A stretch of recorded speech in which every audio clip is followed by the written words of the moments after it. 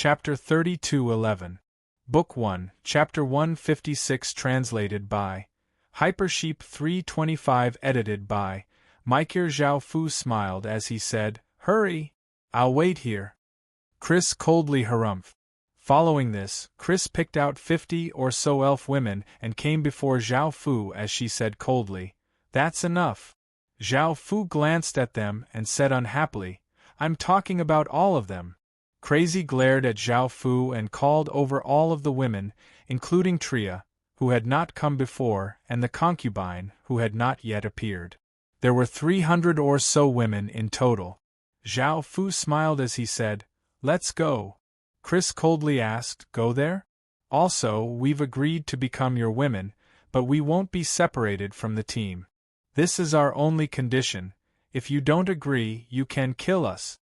Zhao Fu smiled as he said, "I'm not planning on taking all of you away." Chris looked at Zhao Fu and did not feel worried anymore. The women followed Zhao Fu to a beautiful place, and Zhao Fu smiled as he hugged Chris. Time quickly passed. Chris bit down on Zhao Fu's shoulder as she cursed, "Damn bastard." Zhao Fu hugged her and smiled as he said, "I'll be leaving soon." Chris looked at Zhao Fu and said in surprise, "You're not planning on taking our team away?" Zhao Fu lightly laughed as he said, "I was just passing by, and I only had this sudden interest in you. You've successfully made me interested in you." Chris said angrily, "You still have the cheek to say that?" The other fairies, Infant, asked softly, "So you're just toying with us? You don't really treat us as your women?" Chris said coldly, "It's best if we act as if nothing has happened and don't interact with each other in the future." Tri leaned into Zhao Fu's embrace as she said softly, "Now that the elf kingdom has nowhere to go, and we can't guarantee our safety, we need your power." Hearing this, the women all looked at Zhao Fu. They all wanted Zhao Fu's protection. With Zhao Fu's power, he would be able to protect them from any danger. Chris also looked at Zhao Fu. Only after this experience did she understand how powerless she was in the face of great power. She also had some expectations for Zhao Fu. Zhao Fu chuckled and said, "Don't worry, I'm not an irresponsible man. Since you've all become my women, I'll be responsible for you. However, I need to head to the water region now. Otherwise, I can bring you back to my territory." A smile appeared on the faces of the women. Chris's attitude softened a little. "What are you going to do now?" Zhao Fu thought about it and said, "I'll leave a trace of power in your bodies so that you can head to the fire country for now. When I return from the water region, I'll bring you back." Tri stretched out a hand, and a powerful power gathered in her palm. Traces of black light shined out as she asked, "Is this the power?" Sensing this power, everyone felt quite shocked. This power was much more powerful than the power they could control. Chris sensed the power within her body and said in surprise, "My power has greatly increased, and my constitution and bloodline have changed." The other princesses also said, "Me too." Zhao Fu smiled as he said, "This is some compensation for you. What do you think? I'm not such a bad man, right?" Chris lightly harumphed, "Bastard. If you think that you can win our hearts like this, we won't submit to you so easily." Zhao Fu hugged Chris and smiled as he said, "I know, we'll have feelings for each other in the future." Chris looked at Zhao Fu and leaned into Zhao Fu's embrace as she asked, "Why are you going to the water region?" "This place is still quite far from the water region, and it'll be quite dangerous." Zhao Fu smiled as he said, "There's something very important to do. Also, with my power, you don't have to worry about me." Chris rolled her eyes at Zhao Fu as she said, "I'm not worried about you." Everyone returned from resting. The countless people looked at the smiling women with rosy cheeks and beautiful airs. This was completely different from what they had expected. They had thought that after being defiled by Zhao Fu, the women would feel quite sad and dejected. Even the queen was in that man's embrace, and did not seem unwilling at all.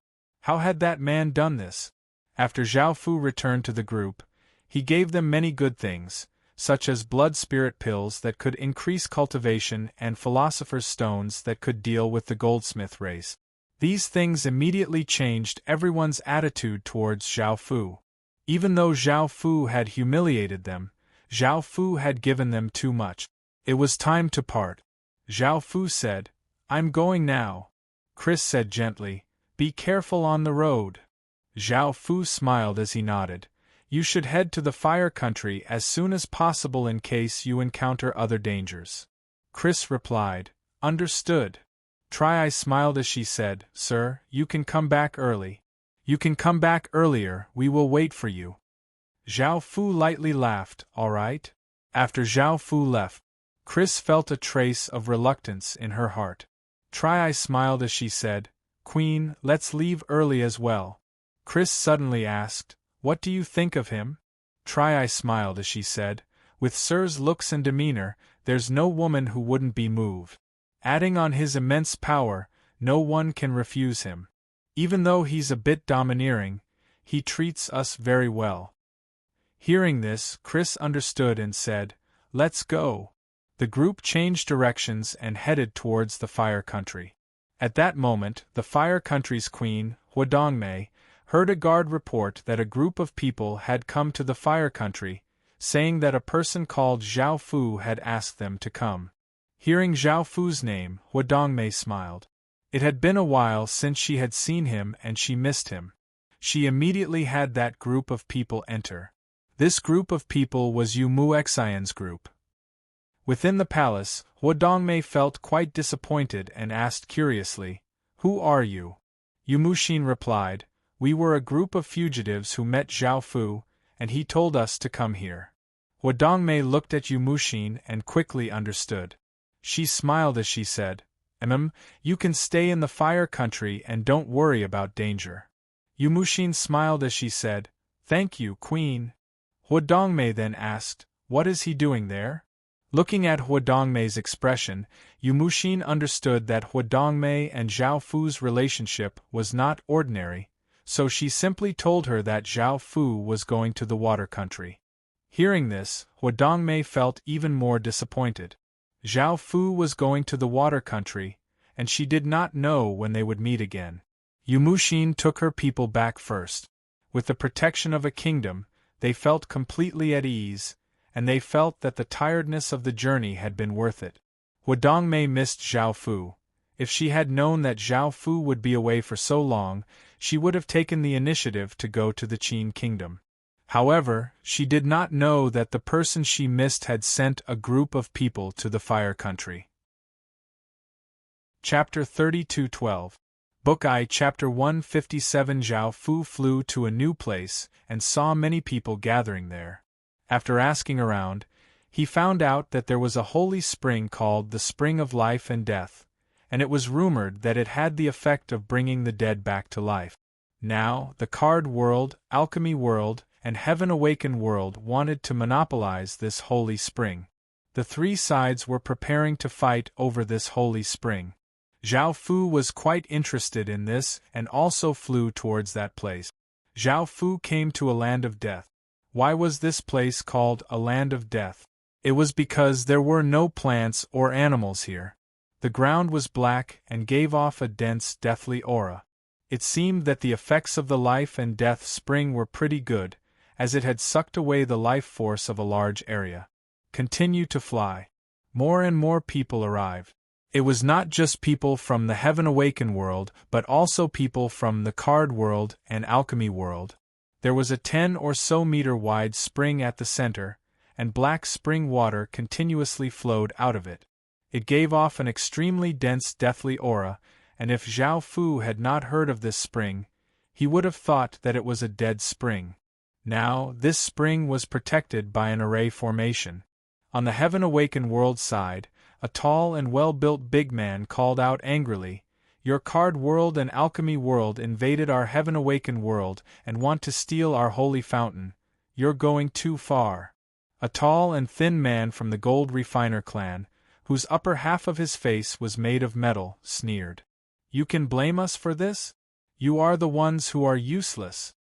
A silver-haired, silver-eyed, handsome-looking young man in the card world smiled as he said, "That's right, only those with power deserve such a treasure. It would be a waste for the Heaven-Awakened world to have it, so it's better to give it to us." The people from the Heaven-Awakened world furiously looked at the people from the two worlds and gave off powerful auras. The big man called out, "You two evil thieves, don't even think about escaping today. We're the masters of this world." The gold refiner race released many gold refiner divine beasts, and a massive wave of metal power spread out. The tall, skinny young man laughed disdainfully and said, "You're all just a bunch of trash. Watch how I blast you into pieces." On the card world side, the cavalrymen gave off powerful auras, and their bodies gave off all sorts of lights. The handsome young man smiled and said, "You guys better scram." The burly man became furious and yelled, "Kill them all!" The Heaven-Awakened world's people gave off a powerful aura as they rushed towards the alchemy world and the card world. The alchemy god beasts on the card world's side shot out powerful beams of light and started to aggro the card world's side. Some beams of light shattered the Heaven-Awakened world people's bodies, and some cavalrymen's spears pierced through their bodies. The Heaven-Awakened world people were not that weak, and some charged over to attack the god beast and card world cavalrymen. They also released some large creatures. The three parties engaged in a chaotic battle. Boom! A refinement holy beast gathered all of its barrels and shot out many rays of light, piercing through a large creature's body like a hornet's nest. A large, elephant-like creature ferociously rushed over, its long tusks piercing into the sacred beast's body, sending it flying. The card world's cavalrymen were split into many groups, and they were like rays of light as they quickly weaved through the battlefield. They cut apart large creatures and people's bodies incredibly quickly, looking quite evil and bloody. The Heaven-Awakened world's people attacked the cavalrymen from the back and side. The cavalrymen were at the front, and the back and sides were their weak point. Because this was the Heaven-Awakened world, there were many Heaven-Awakened world people. Even though there were many casualties, they were not at a disadvantage, and the card world and alchemy world also suffered some casualties. Shing! The burly man took out a massive sword and slashed towards the alchemy race's tall and skinny young man, sending out a massive sword light. The tall and skinny young man took out a large saber and also rushed towards the burly man. The handsome young man from the card world also held a spear and rushed over. The two of them worked together to attack the burly man. Even though the burly man was not weak, facing their continuous attacks, he started to be injured. Boom! A Heaven-Awakened world person wearing robes threw a massive fireball at the tail of a cavalryman. A massive explosion sounded out, sending dozens of cavalrymen flying, and countless corpses flew everywhere. A snake-like sacred beast opened its mouth and devoured a Heaven-Awakened world person who was not weak before biting towards another Heaven-Awakened world person. A Heaven-Awakened world person held a bow and shot out an arrow, which quickly pierced through a Gold-Awakened world person's body. A card world person threw out a card, which turned into a spear and pierced through a Heaven-Awakened world person's body. A Gold-Awakened world person slashed out with his sharp claws, sending out 5 arcs of light and slashing apart a Heaven-Awakened world person's body. A Heaven-Awakened world person vigorously swung his axe, sending a card world person flying. Bang! A muffled explosion sounded out as the burly man was kicked flying by the Gold-Awakened world young man, causing him to cough up a mouthful of blood. The Heaven-Awakened world people started to lose out and more people died. At that moment, the people of the card world suddenly launched an attack on the alchemy world. Groups of cavalrymen brought with them a powerful force and sent the alchemy holy beasts flying. Some of the cavalrymen stabbed with their spears of power, and a terrifying spear energy pierced through the alchemy holy beasts. The card world and the Gold-Awakened world were not friends but competitors. Because there was only one life and death fountain, the Gold-Awakened world was also a target. Of course, the Card World people did not let off the Heaven Awaken World people, and a portion of them continued to attack the Heaven Awaken World people. The Gold Awaken World people also started to attack the Card World people. Rays of light blasted towards the Card World people, causing explosions to sound out as some people were blasted flying. The Heaven Awaken World people vigorously attacked the people from those two worlds. The three sides started to fight even more intensely. The Gold Awaken World young man immediately attacked the handsome young man from the Card World. As the two of them fought, the big man also rushed towards the two of them. Massive sounds continuously sounded out as blood flew everywhere, and more people died. By now, Zhao Fu had stealthily come near the life and death fountain. He was relying on the magic formation to protect the life and death fountain, or else the shock waves from the battle would easily destroy it. Zhao Fu did not destroy the magic formation and instead used the evil celestial's power to fuse into the magic formation. Zhao Fu squatted down next to the fountain and scooped up some of the fountain water. He found that the deathly aura contained within the fountain water entered his body, immediately activating a large amount of his life force. This felt quite interesting, and Zhao Fu looked towards the center of the fountain. There was most likely a fountain's mouth there, and if he could obtain that mouth, he would be able to take away the life and death fountain. Chapter 32:13, Book 1, Chapter 158 translated by Hypersheep 325 edited by Micah. The handsome-looking young man from the Card World was the first to discover that someone had entered the magic formation, and he hurriedly called out, "Wait, the holy spring is about to be taken away." Hearing this, the other two people stopped and looked towards the life and death spring, and they found that there was indeed a black-cloaked person who had entered. They were risking their lives and did not want the holy spring to be obtained by someone else, so they immediately rushed towards Zhao Fu. Zhao Fu ignored them and slammed his palm against the ground, causing a pillar of water to shoot up from the center of the spring. It was 5 or 6 meters tall, and the black spring water continuously condensed at the top of the pillar, forming a small black fish. The small fish looked like a carp and was completely black, including its eyes and fins. It was as big as half a palm and looked quite pretty. Zhao Fu felt quite surprised. He had never thought that the spring water would already have a spirit. Boom! A huge explosion sounded out as the three terrifying powers slammed into the magic formation, blasting it apart in a single strike. The small black fish was given a big fright and quickly swam to the side, wanting to escape. Zhao Fu's body instantly disappeared and reappeared in front of the small black fish. He stretched out a hand and a wave of power covered the small black fish, and the small black fish slammed against the power, wanting to escape. However, it could not break through the power at all, and it instead knocked itself unconscious. The three people appeared in front of Zhao Fu. The valiant-looking big man said coldly, "Hurry and hand over the holy spring." The tall, skinny man looked quite angry as he cursed, "Trash, if I hadn't been careful, you might have obtained the holy spring. Many of my people died because of this holy spring." The handsome-looking young man laughed as he said, "If you give the holy spring to me, I can guarantee that you'll be able to leave safely." Zhao Fu glanced at the three of them before turning and leaving.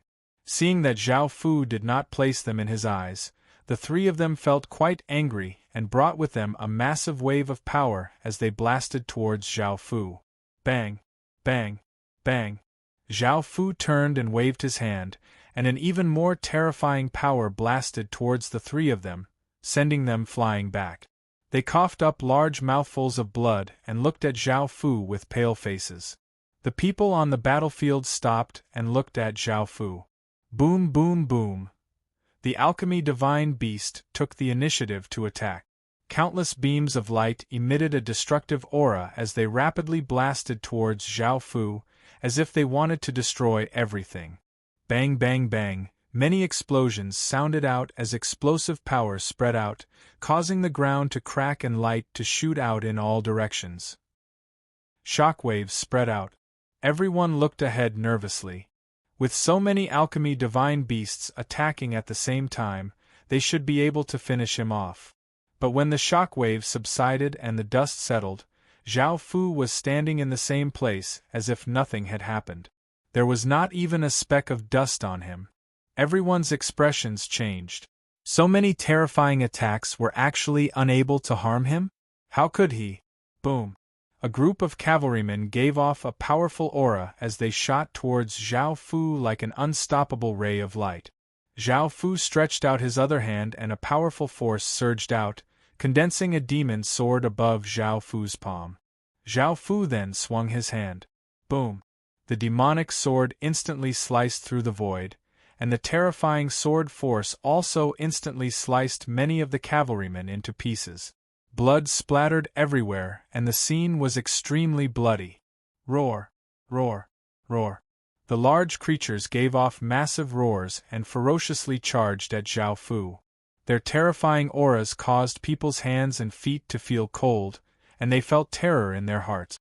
Clang, clang, clang, the sound of massive chains could be heard as massive black chains shot out from the ground, binding up the large creatures.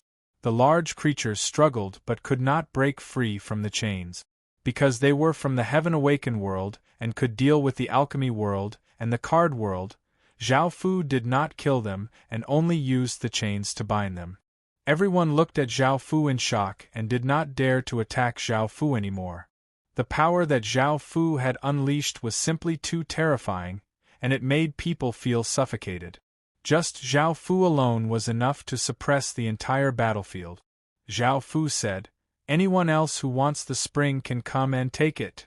The scene was deathly silent. Seeing how terrifying Zhao Fu was, who would have the courage to do so? Moreover, even if they went, they would only be seeking death. No one was that stupid. Zhao Fu looked at the big man and the other two. The valiant-looking man gave a stiff smile as he said, "You're someone from the Heaven Awakened world, so it's better for the life and death fountain to fall into your hands than into someone else's. I have no objections. You can take the spring." The handsome-looking young man said, "You're the strongest, and I'm not a match for you. There's nothing more to say." The tall and skinny man did not say anything. Facing Zhao Fu's immense power, he still felt quite afraid. Zhao Fu disdainfully harumphed and left with the little black fish. Seeing Zhao Fu leave, everyone let out a sigh of relief. The valiant-looking man and the others looked at each other. Now that the life and death fountain had been taken by someone else, they were not interested in fighting anymore, so they left. A few people came to the big man's side and asked curiously, "Who was that person? How was he so powerful? It's my first time seeing such a powerful person." The valiant-looking man shook his head and said, "He doesn't know who Zhao Fu is. Even though Zhao Fu's cultivation seems to only be at the Void Realm, his power seems to far surpass the Void Realm, making him feel quite powerless." The valiant-looking man looked at the life and death fountain. Now that it had lost the spring, even though there was still some spring water, it would not be very effective. If it was carefully taken care of for a few hundred years, it would be possible to condense another spring. Zhao Fu sat on a patch of grass and looked at the little black fish swimming on his palm. He smiled and said, "Recognize me as your master now." The little black fish looked at Zhao Fu curiously like a newborn baby and did not understand what Zhao Fu meant. This was most likely a spirit that had formed recently, which was why it was like this. The older it was, the more intelligent it would be. Zhao Fu cut his finger with his fingernail and squeezed out a drop of blood. Smelling the scent of blood, the little black fish immediately swallowed the drop of blood, and many blood-colored veins appeared. Now that the little black fish had established a bloodline connection with Zhao Fu, it recognized Zhao Fu as its master. The little black fish became much closer to Zhao Fu. Zhao Fu did not confine it, and the little black fish swam around Zhao Fu. It was extremely rare for the spring to form a spirit. This was the first time Zhao Fu had seen it. If it was nurtured, it would become a spring that could walk around, and the power it contained would be purer than ordinary spring water. Zhao Fu said with a smile, "Let's go." The little black fish intimately rubbed against Zhao Fu's face. It still wanted to eat some of Zhao Fu's blood. Zhao Fu's blood was now undoubtedly the most precious thing in the world. Almost no one could obtain it. This little black fish staying by Zhao Fu's side was its fortune. Zhao Fu smiled and squeezed out a few drops of blood to feed the little black fish. Then, he took the little black fish and flew to the side. Chapter 32:14. Book 1. Chapter 159. End of Book 1. After flying for a while, Zhao Fu saw another group of people being chased. There were 7,000 or 8,000 people in this group, and the people chasing them were from the alchemy world. They did not want to let them live, and the alchemy god beasts continuously shot out beams of light towards the escaping people. Zhao Fu's eyes lit up. Explosions continuously sounded out, and the escaping people were continuously blasted away. Severed limbs and flesh flew everywhere, and facing such terrifying attacks, they were unable to resist at all. Boom! Boom! Boom! Another wave of beams of light brought with them terrifying LOL sounds as they shot towards the escaping people. This caused them to fall into despair. Zhao Fu's body instantly disappeared and reappeared at the back of the group. Many beams of light gave off shocking auras as they shot over, and Zhao Fu stretched out a hand and a massive wave of power flowed out. Bang! Bang! Bang! The beams of light slammed into a black wall of light, causing many explosions to sound out. Waves of light spread out, forming a powerful gale that blew out. Those who were fleeing and those who were attacking, both sides revealed shocked expressions as they looked at the scene in front of them. A middle-aged man from the alchemy race said coldly, "Continue attacking. I don't believe that we can withstand more than a few attacks." Massive sounds rang out as the beams of light landed on the massive wall of light, but they were unable to break it. Just as the alchemy race was about to attack, the black wall of light shot out many black beams of light, which quickly landed on the alchemy god beast. Bang! Bang! Bang! Some alchemy sacred beasts released defensive shields to block the attack. Some alchemy sacred beasts were blown away, and some alchemy sacred beasts were destroyed. The alchemy race's expressions were quite unsightly. The middle-aged man understood how powerful Zhao Fu was, and that they were not a match for him at all. As such, he did not hesitate and gave the order to retreat. After the alchemy race retreated, Zhao Fu stopped attacking. The little black fish beside Zhao Fu swam over to the corpses and opened its mouth and sucked, causing the surrounding corpses to give off waves of deathly aura and enter the little black fish's mouth. This little black fish ate deathly aura as food. After sucking in the deathly aura, the little black fish happily returned to Zhao Fu's side. At this time, the group of people who were fleeing also stopped. One by one, they came down from the carriage and expressed their gratitude to Zhao Fu. These people made Zhao Fu feel quite strange, as they were as handsome as men, but they had the sexy and fiery figures of women. They wore long clothes, and their voices were androgynous, making it impossible for Zhao Fu to tell if they were men or women. Looking at Zhao Fu's expression, a cheerful person smiled and asked, "What's wrong?" Zhao Fu asked, "Are you a man or a woman?" Everyone looked at each other and smiled. That bright and cheerful person said, "Of course we are women. My name is Yun Yuer. I am the queen of the Yunnan kingdom." The people of the Yunnan kingdom all look like this. Yun Yuer introduced herself. Zhao Fu nodded and said, "I'm leaving." Yun Yuer was taken aback. Yun Yuyen, a green-clothed woman with exquisite features, hurriedly said, "Wait." Zhao Fu asked, "What is it?" Everyone understood that they could not let Zhao Fu leave. After all, it was quite dangerous now, and they needed Zhao Fu's protection. If Zhao Fu left, they would not be able to retaliate no matter what danger they faced. Yun Huoling, who was wearing red clothes and had a fiery figure, smiled and said, "Don't leave so quickly, we still haven't thanked you for saving us." Zhao Fu smiled and said, There's no need for that. Everyone started to feel quite conflicted. Looking at them, Zhao Fu understood what they were thinking. He was also quite against their looks, or else Zhao Fu would have done something to them long ago. Yun Yuer smiled and said, I won't hide it from you, we want your help and we're willing to pay you. Zhao Fu said, I still have things to do, so I'll be leaving. After saying this, Zhao Fu turned into a ray of light and disappeared. Everyone did not even have time to react. Yun Yuyen sighed and said, we should use any means necessary to make him stay. He's our only hope. Yun Huoling said angrily, what's the point of saying that now? He's already gone. A black-clothed, cold-looking person called Yun Xiaoling asked, what should we do now? Yun Yuer said helplessly, let's leave this place as soon as possible. As for the future, we'll leave it to fate. Everyone's expressions were quite unsightly because they could not see the future and could only see darkness. They did not know where they should go. Suddenly, bandits rushed out and surrounded the Yunnan kingdom's people. They belonged to a nearby kingdom, and they used these bandits to rob and kill to obtain treasures. When they heard that a group from a kingdom had arrived and that there were not many of them, they excitedly ran over, as this meant that they could obtain massive amounts of wealth. Now, there were tens of thousands of them. A muscular man with a beard loudly laughed as he looked at these people and said, kill all the men and leave all the women. Brothers, let's have a taste of a princess today.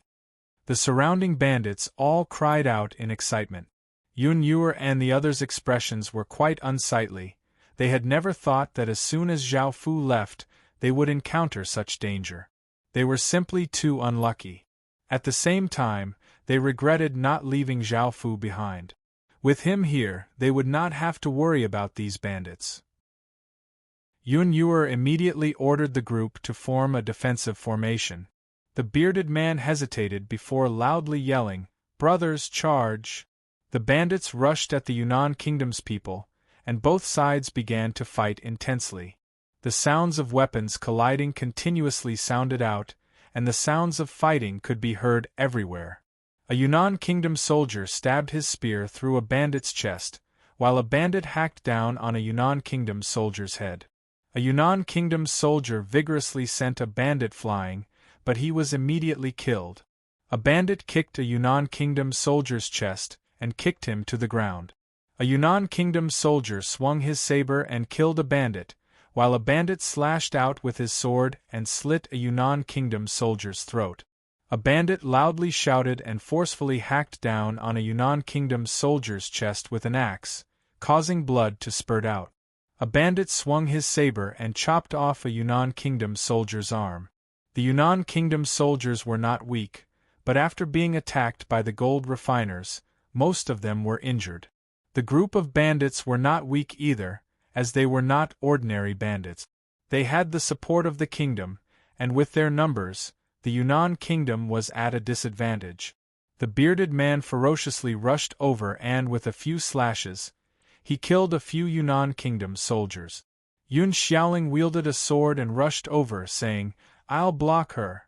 A woman with a graceful figure, and wearing white clothes called Yun Xiangxian also rushed over with a sword in her hand, saying, I'll help you.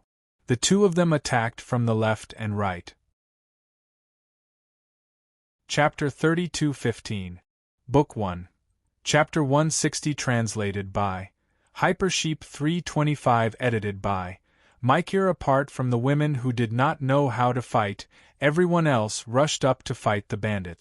Even though they attacked the bandits, they were not a match for them, and the Yunnan kingdom's people continuously died.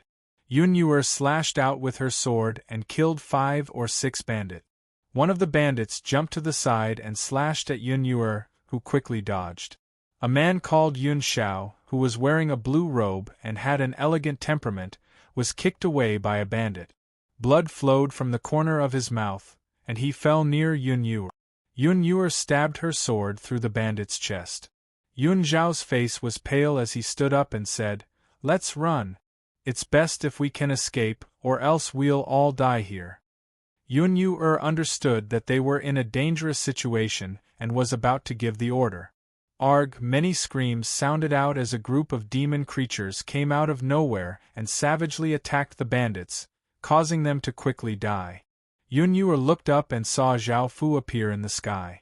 Zhao Fu had already flown away, but he quickly heard the sounds of fighting behind him. Zhao Fu did not want to bother, but after thinking about it, he still came over. When everyone saw Zhao Fu, they immediately smiled in pleasant surprise. The bearded big man looked at Zhao Fu in the sky with an unsightly expression as he shouted, "This is a private matter of the Devil Spear Kingdom. If you dare to interfere, we'll definitely kill your entire family." Zhao Fu's gaze was filled with disdain as he pointed out with his finger, and a wave of energy shot out, instantly piercing through the bearded big man's head. The big man fell to the ground and died. Seeing this scene, the other bandits ran away in fear. However, they did not run away.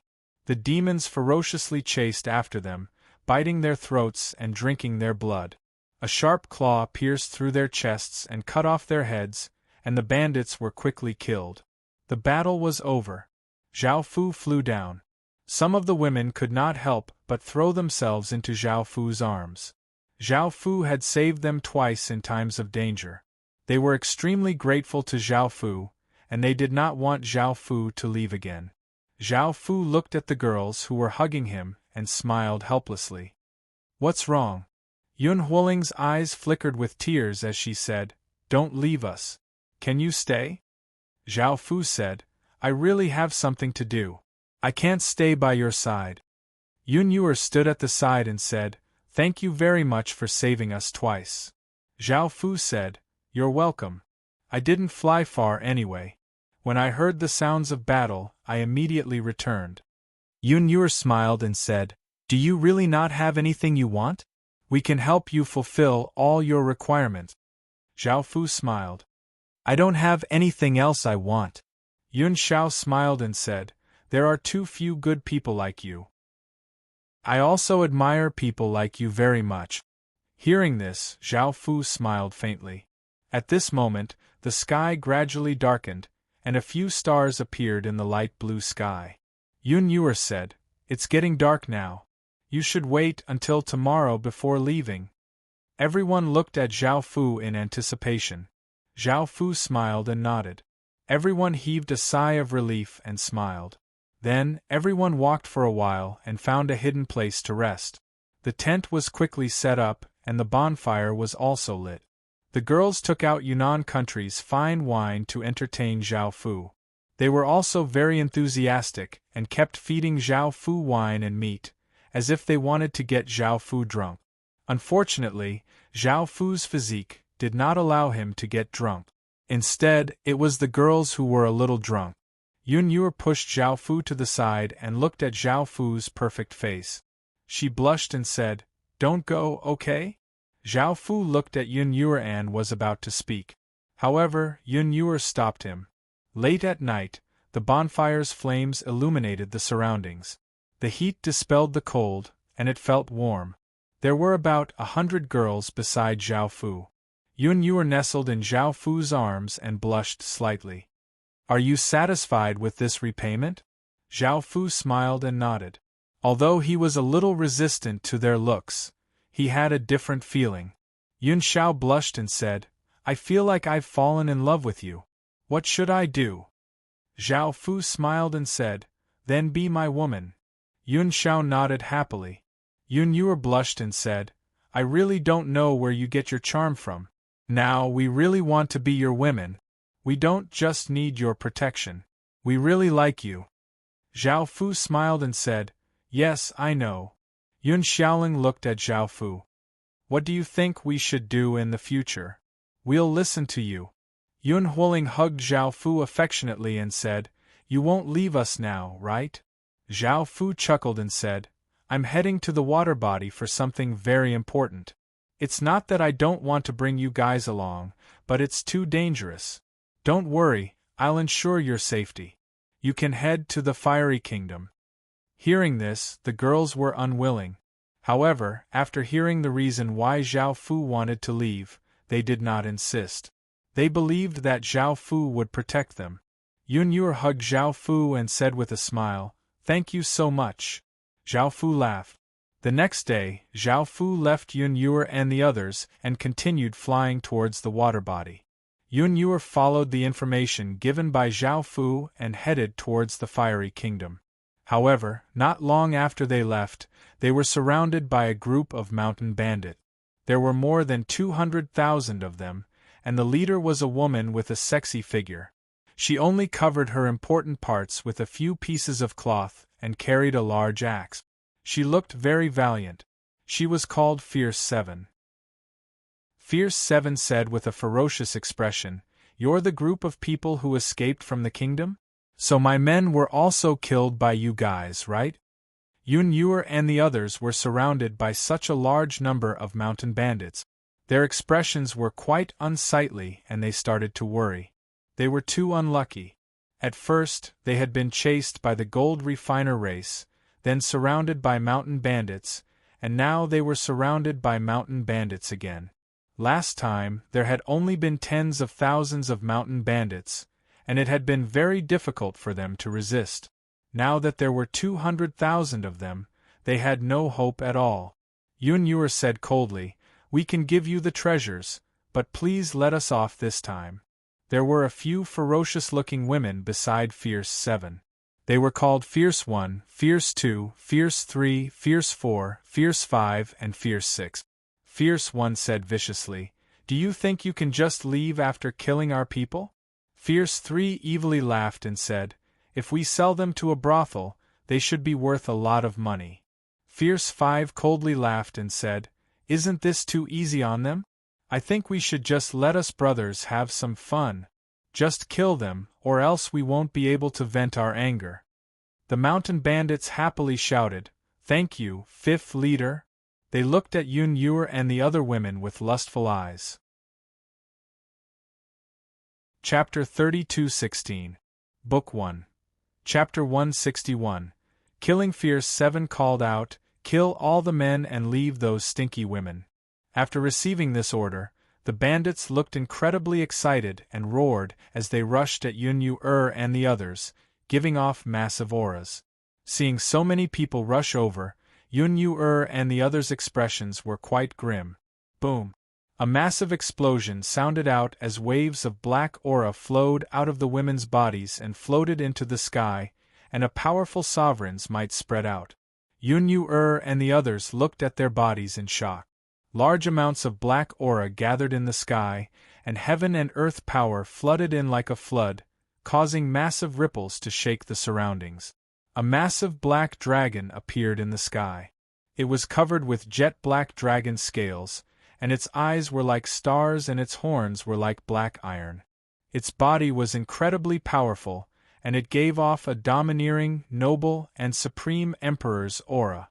Sensing this terrifying aura, the countless bandits felt as if they had fallen into icy water, and they could not help but tremble. Roar! The black dragon opened its mouth, and spat out a black flame that swept across the ground, igniting the bandits on the ground. Countless bandits howled and struggled within the black flames, causing the bandits to retreat in terror. Yun Yu and the others gave delighted smiles. They realized that this was the power that Zhao Fu had left in their bodies, and they had never thought that it would be so powerful. Fierce Seven and the others looked incredibly shocked. They had never thought that Yun Yu and the others would have such abilities. Roar! A dragon's roar sounded out as the black dragon once again spat out an enormous wave of flames that burned towards the bandits. Countless bandits were set ablaze by the black flames, and the immense pain caused them to run around wildly. Some lay on the ground and struggled, trying to extinguish the flames. However, these were not ordinary flames, and even water would find it difficult to extinguish them. With their strength, they were completely helpless against these flames, and they could only be burned to death. These two bursts of flames were enough to burn 20,000 bandits to death. Moreover, they were directly burned to ashes, leaving nothing behind. Seeing this, Fierce Seven hesitated and yelled, "Get into formation!" The bandits immediately gathered together, forming 7 groups. Fierce 7 and the others gave off powerful auras as they rushed at the black dragon in the sky, and the 7 groups' power flowed into their bodies. Countless rays of light shone out as the 7 women turned into 7 massive jackals and savagely bit at the black dragon in the sky. Seeing the 7 jackals coming, the black dragon savagely smiled. Boom! The black dragon was extremely domineering. He slapped out with his claw, slapping a jackal that was biting over to the ground, creating a huge crater. Following this, the black dragon swiped out with its claws and sent another jackal flying. The black dragon quickly bit forward, biting down on a jackal's body. The jackal let out a scream of pain, and a huge sound wave reverberated through the sky. The jackal in its jaws flew out and ferociously looked at the jackal's 7, and its terrifying aura caused the jackal to tremble, but it was still bitten. They didn't dare to attack, but that didn't mean the black dragon would let them go. The dragon quickly rushed towards the wolves and opened its huge mouth to bite one of the wolves. The wolf was afraid and wanted to dodge, but it was still bitten by the black dragon. 7. 7 7 7 and 10 7 7. The black dragon turned and grabbed 2 jackals with its claws, then swung its tail with immense power, sending the remaining jackals flying. The black dragon turned and grabbed 2 jackals with its claws, then swung its tail with immense power, sending the remaining jackals flying. Following this, the black dragon smashed the 2 jackals to the ground and threw the jackals that it had bitten into. Now, the 7 wolves were all quite injured. Looking at the black dragon in the sky, they felt it for themselves and understood how powerful the black dragon was. What should we do now? This black dragon is too powerful. According to the information we received, they shouldn't have this kind of ability. What happened? Let's retreat. They're too difficult to deal with. This black dragon is using those women as its foundation. If we kill those women, the black dragon will disappear. The few of you stall the black dragon. I'll go kill those stinking women. All right. The few of us will charge over. 5 jackals gave off powerful and ferocious auras as they charged at the black dragon, while the other 2 immediately pounced at Yun-Yu and the other women. Seeing the 2 jackals pounce at them, Yun-Yu and the other women's expressions changed. They wanted to dodge but were worried that they would affect the black dragon, so they could only order the soldiers to defend with all their might. Bang! Bang! Bang! Before the soldiers could attack, the black dragon swung its tail with a terrifying force, sending the 5 jackals flying. It then pounced downwards and grabbed 2 jackals with its claws, smashing them to the ground, creating 2 large craters. The 2 jackals' bodies started to blur before disappearing. Xiong 5 and Xiong 3 fell to the ground, blood leaking from the corners of their mouth. It seemed that their injuries were not light. The 2 brigands also suffered a backlash, and their bodies trembled as they coughed up small mouthfuls of blood. The black dragon's ferocious and domineering dragon eyes looked at the remaining jackals and immediately pounced over, biting another jackal. The jackal howled as its body also became blurry, and a woman's body fell to the ground. The remaining jackals gathered all of their strength and spat out a few massive beams of light that seemed to be able to destroy everything towards the black dragon. The black dragon also spat out a massive black flame, and the 2 massive powers clashed together. The flames scattered in all directions, and a terrifying shock wave spread out like a massive gale. Roar! The black dragon roared, and the black flames in its mouth became even more intense, suppressing the beams of light that the jackals had spat out. In the end, their bodies were set ablaze, and the intense pain caused them to howl. In the end, the jackals' bodies disappeared, and the women fell to the ground in pain. The black dragon's evil gaze once again looked at the brigands, and it immediately rushed over. It swung its dragon claws, and a terrifying force sent countless brigands flying. The dragon claws vigorously slapped out, and a massive force directly shattered many of the brigands' bodies. Following this, the black dragon spat out another wave of black flames, igniting many of the brigands' bodies, causing them to struggle in pain. Seeing this scene, the other brigands hurriedly ran in fear, and they were like scattered sand. The black dragon continued to wantonly slaughter. The brigands quickly scattered in all directions, leaving behind corpses. Blood dyed the ground red, creating a gory scene. The black dragon turned into countless traces of black aura that flowed into the women's bodies.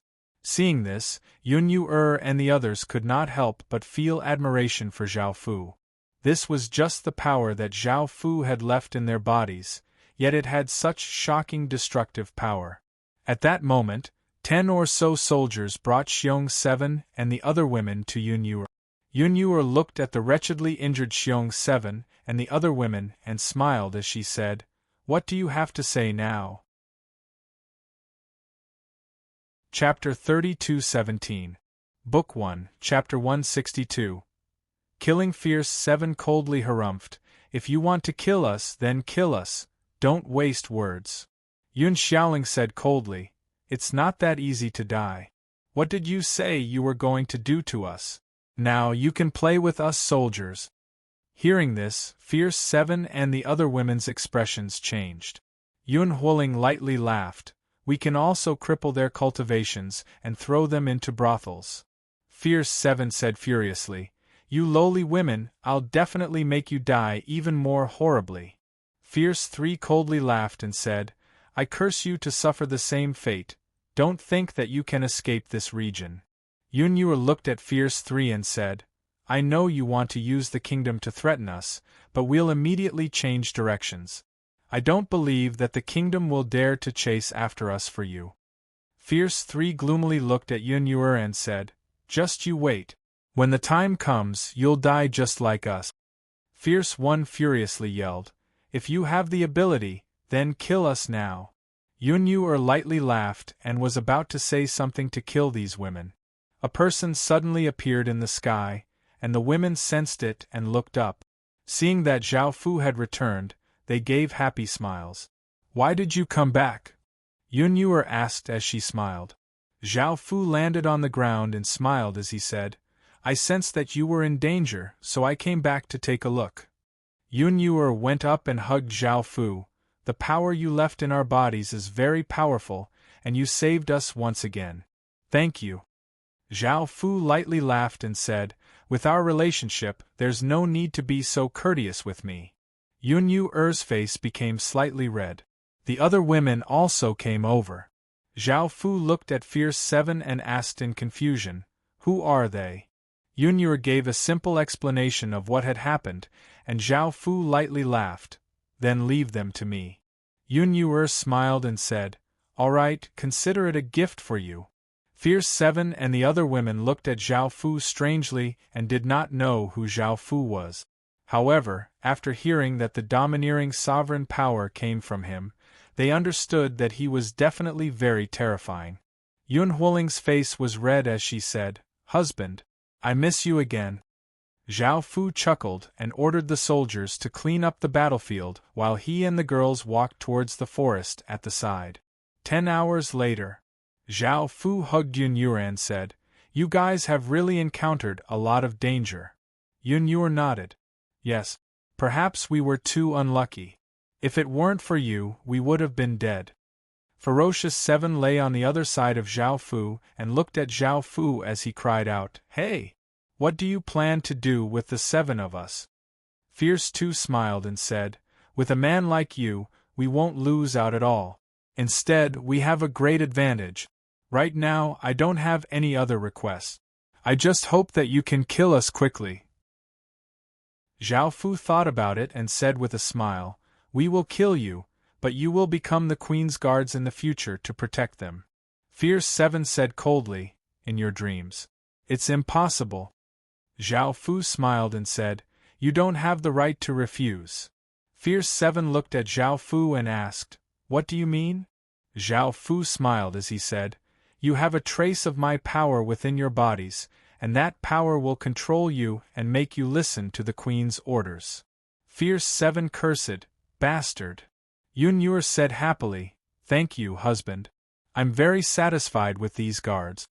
Zhao Fu looked at Fierce 7 and asked, What kind of kingdom is it that made you go around killing and pillaging? Fierce 7 did not want to tell Zhao Fu, but he could not control his body and said it. It's a very powerful and barbaric kingdom. They are a type of devil race, and their king is called Devil Spear Jiu. They also encourage bandits like us. Zhao Fu nodded and said, a kingdom that does so much evil and harms the heaven-awakened world should not exist.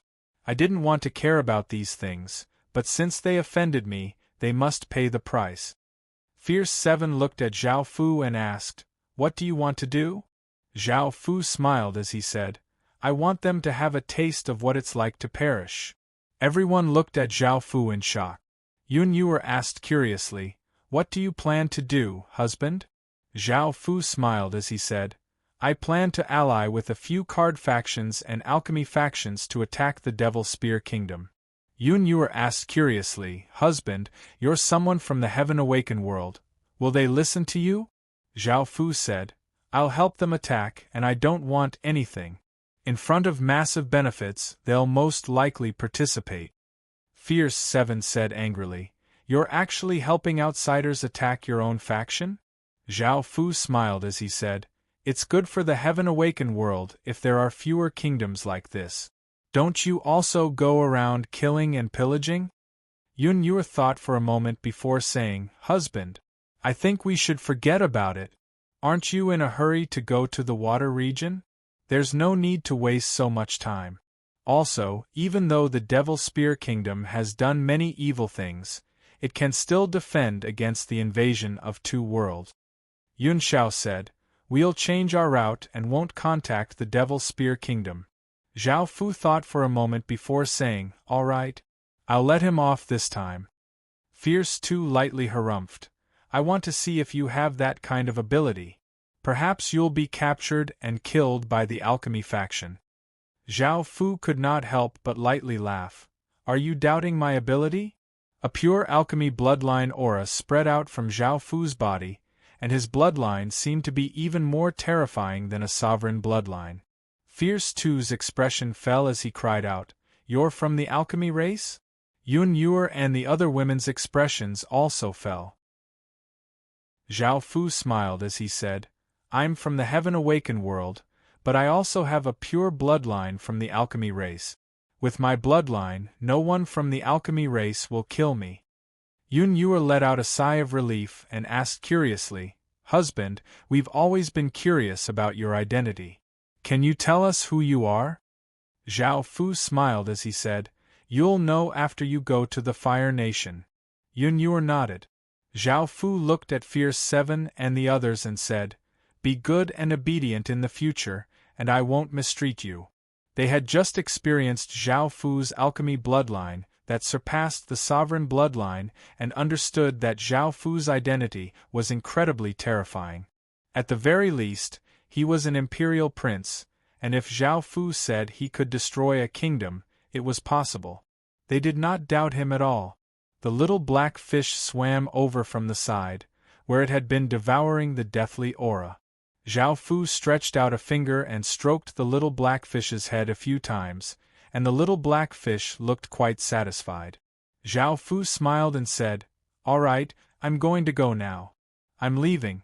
Be careful. Yun Yuer smiled and nodded, you be careful too.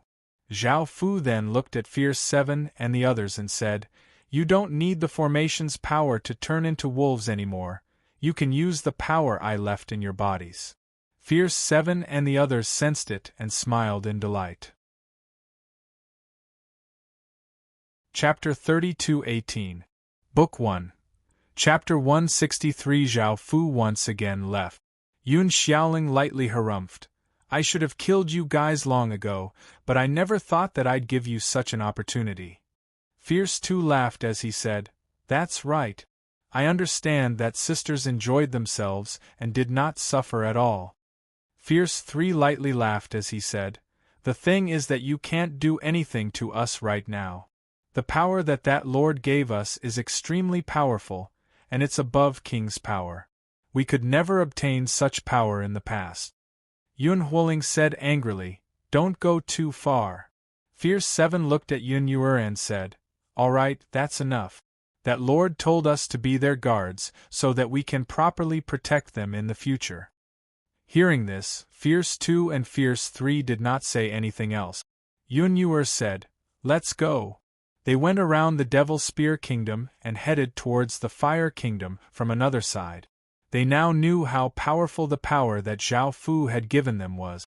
Together with Fierce 7 and the others, their safety was guaranteed, and they did not encounter any danger. Zhao Fu flew in the sky, and the little black fish swam beside him. They were not slow at all. Following this, Zhao Fu came to a city. This was a city under the jurisdiction of a sect, so there was no danger for now, and the teleportation channel could be used at any time. Zhao Fu walked towards the teleportation channel. An elderly man dressed in gray robes stopped Zhao Fu. He said coldly, "Who are you?" Zhao Fu looked quite surprised. "What is it?" The elderly man coldly stared at Zhao Fu and said, "Recently, our sect's disciples have been assassinated, and I think that you're quite suspicious." Zhao Fu said, "I've only just arrived here and am just a passerby." The elderly man said coldly, "Take off your cloak and your spatial ring. Let me check it. If you're not, I'll let you go." Zhao Fu felt quite displeased. "What if I'm not?" The elderly man said with a trace of killing intent, "Then die." Zhao Fu looked at the old man in front of him. Naturally, he would not be willing to hand over the storage ring. There were many important things in it. The elder could tell what Zhao Fu was thinking and immediately clawed at Zhao Fu, bringing with it a ferocious claw mark, wanting to kill Zhao Fu in a single move. This old man's strength was indeed not weak. He had already reached the peak of the Imperial Sky Realm and had the qualifications to be so arrogant. However, he was facing Zhao Fu. Zhao Fu stood where he was and slapped out with his hand. A powerful energy slammed into the elder's chest, sending him flying back and coughing up a mouthful of blood. The old man's face turned pale. He didn't expect Zhao Fu to be so powerful. Zhao Fu did not want to waste time with this old man, so he walked to the side, planning to use the teleportation formation to leave this place. A few powerful auras descended, and a few elders appeared. It was a tall and thin old man dressed in red. He looked at the old man on the ground and asked, "What happened?" The old man immediately pointed at Zhao Fu and said, "He's the person who assassinated our sect's disciples. He's extremely powerful, so you need to be careful." The red-clothed old man said furiously, "So it's you? Die." Zhao Fu hurriedly said, "Wait." However, the elders ignored Zhao Fu's words and directly attacked towards Zhao Fu. The powerful energies gathered together and seemed to be able to shatter a mountain. A defensive barrier appeared in front of Zhao Fu. Bang! The powerful force slammed into the barrier, and a terrifying shock wave spread out, causing the ground to crack and rise. However, the barrier was not damaged at all. The elders were quite shocked. The red-clothed old man gathered a powerful energy into his fist, which burned with flames. He punched out, and a massive flaming fist punched towards Zhao Fu. Bang! The flaming fist slammed against the barrier, and massive flames covered Zhao Fu, turning him into a massive orb of flames, causing the surrounding temperature to rise. Another elder put his palms together and a powerful wind spread out. An enormous and sharp whirlwind wrapped around the flames, forming a fire tornado. The surrounding ground was destroyed and waves of heat spread out. A fat elder spat out a liquid from his mouth. The liquid was like oil and it entered the flames, causing the flames to become even more intense. The surrounding temperature also rose, and the ground was burned to ashes.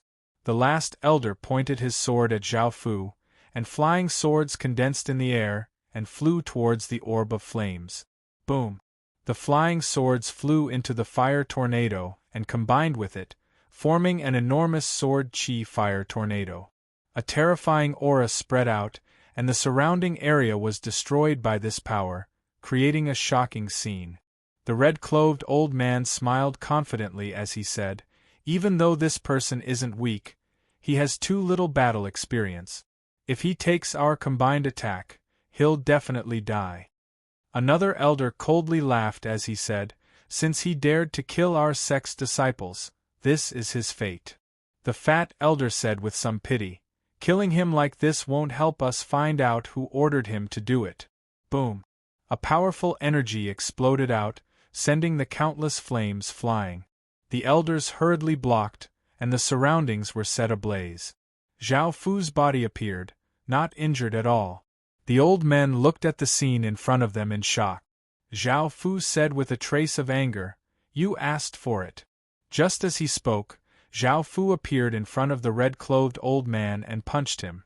The red-clothed old man was sent flying, and a few of his ribs were broken. Blood leaked out of his mouth, and his injuries were quite severe. Zhao Fu kicked out, sending another elder flying. He coughed up a large mouthful of blood and fainted. Following this, Zhao Fu appeared in front of the fat elder. When the fat elder saw Zhao Fu, a savage look appeared on his face, and he sent out a powerful palm strike towards Zhao Fu. Zhao Fu disdainfully smiled and also sent out a palm strike. Bang! An explosion sounded out as a gale spread out. The fat elder's body flew back and crashed to the ground, and he howled as his arm seemed to have been broken by Zhao Fu. Zhao Fu then attacked another elder, heavily injuring him with a single strike. Finally, it was the gray-clothed elder. Zhao Fu walked towards him with a cold expression. He was the one who made Zhao Fu the most angry, as everything had been caused by him. Seeing Zhao Fu walk over, the gray-clothed elder also looked terrified, but he quickly grabbed towards Zhao Fu.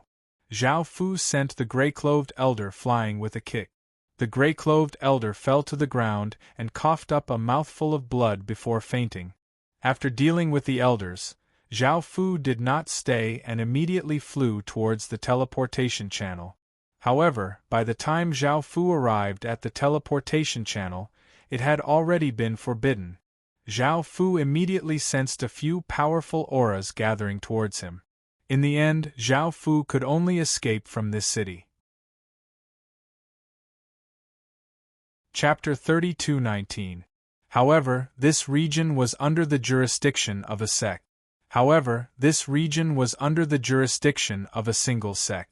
Zhao Fu went to a nearby city and found that this sect was looking for him.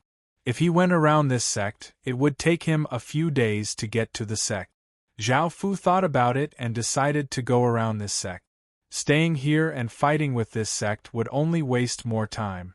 Just as Zhao Fu was about to leave, he sensed some movement in a part of the city. He saw a cloaked person suddenly appear behind two young men, stabbing towards them with a dagger in his hand. One of the young men's heart was pierced and he immediately died. Seeing this, the other young man was so scared that he immediately ran away. The cloaked person immediately caught up to the young man and killed him. Just as he was about to leave, another cloaked person appeared in front of him. This person was naturally Zhao Fu. Zhao Fu looked at the person in front of him. This was most likely the person who had been assassinating the sect's disciples. Seeing that he was also wearing a cloak, Zhao Fu understood why the elder would suspect him. He was finished. He had taken the blame for this person. Seeing that Zhao Fu was in front of him, the person coldly stared at Zhao Fu and said in a young man's voice, "Who are you?" Zhao Fu said, "Who am I? I'm the one who took the blame for you." Hearing this, the young man's expression changed. He had heard that Zhao Fu was incredibly powerful and had defeated a few elders in one go. "What do you want to do?" the young man asked nervously. Zhao Fu thought for a moment. "I don't want to do anything, I just came to take a look. Even though I took the blame for you, I've already heavily injured a few elders, so I've already become enemies." The young man let out a sigh of relief. Zhao Fu smiled as he said, "Why did you assassinate this sect's disciples?" The young man said with a look of hatred, "This sect's great elder killed my parents. I didn't have the ability to take revenge, so I could only kill some of the sect's disciples." Zhao Fu asked, "Why did that great elder kill your parents?" The young man hesitated and thought for a moment before saying, "Because of a treasure." Zhao Fu's interest was piqued. "What treasure is it?" The young man took off his cloak and saw some fish scales on his body. The pair of ears were like fins, which surprised Zhao Fu. The young man introduced himself. "My name is Yu Yi. My father is a human. My mother was a member of the water tribe. I am a mixed blood of the human race and the water kind. My mother used to be a holy girl of the water kind, but she was expelled from the water kind because she fell in love with my father. My mother brought out a treasure from the water tribe. That treasure is called the omnidirectional water world." Zhao Fu had a look of confusion. He had never heard of such a treasure before. Zhao Fu did not know much about the water race. "What kind of treasure is that? It shouldn't be ordinary, right?" Zhao Fu asked. Yu Yi nodded seriously. "Take out a fist-sized one? A blue crystal with 8 faces? There was even a blob of blue water in it? It emitted a faint blue light. This is the omniscient water world." Zhao Fu sensed the pure water power emanating from the blue crystal. He understood that this thing was not simple at all. He asked, "What does it do?" Yu Yi said, "The omniscient water world contains the water world's source energy, and controlling it will allow one to obtain the water world's bloodline and world power. Moreover, it has the ability to fuse with all of the water race's powers. It's said that the omniscient water world has 24 of them. They are in different corners of the water region. Whoever has them will have the water region." At first, Zhao Fu thought that this was a very powerful and rare treasure. However, when Zhao Fu heard that having 24 omniscient water worlds would allow him to have a water region, he immediately looked delighted because this could be the key to awakening the water race's Emperor Star. Before, Zhao Fu did not know how to awaken his Emperor Star. He had only planned to take things one step at a time in the water region and perhaps find some fortuitous opportunities. He had encountered this fortuitous opportunity before even reaching the water region. Zhao Fu looked at Yu Yi and asked, "Why don't you use such a precious thing?" Yu Yi bitterly smiled and said, "Not everyone can use the 8-direction water world. One must obtain its approval. It's a pity that I didn't obtain its approval and can't use its power. Otherwise, I would have been able to take revenge with it." Zhao Fu asked, "You must have a purpose for taking out such a precious treasure, right?" Yu Yi nodded. "I know you're very strong. As long as you're willing to help me kill the Great Elder, I'm willing to give you this octagonal water world. It's useless in my hands anyway." Zhao Fu smiled. "I can promise you, but I need to obtain the 8-direction water world." Yu Yi didn't hesitate. She stretched out her hand and handed the water world to Zhao Fu. With Zhao Fu's strength, it was over. He could easily take it away, and he wouldn't be able to resist. Zhao Fu smiled as he received the water world and sent a wave of power into it. The water world gave off a repelling force, wanting to leave Zhao Fu's hand. Zhao Fu immediately sealed the water world to prevent it from escaping. The little black fish swam to the side. It seemed to be very interested in the item. Seeing this, Yu Yi said, "I forgot to tell you.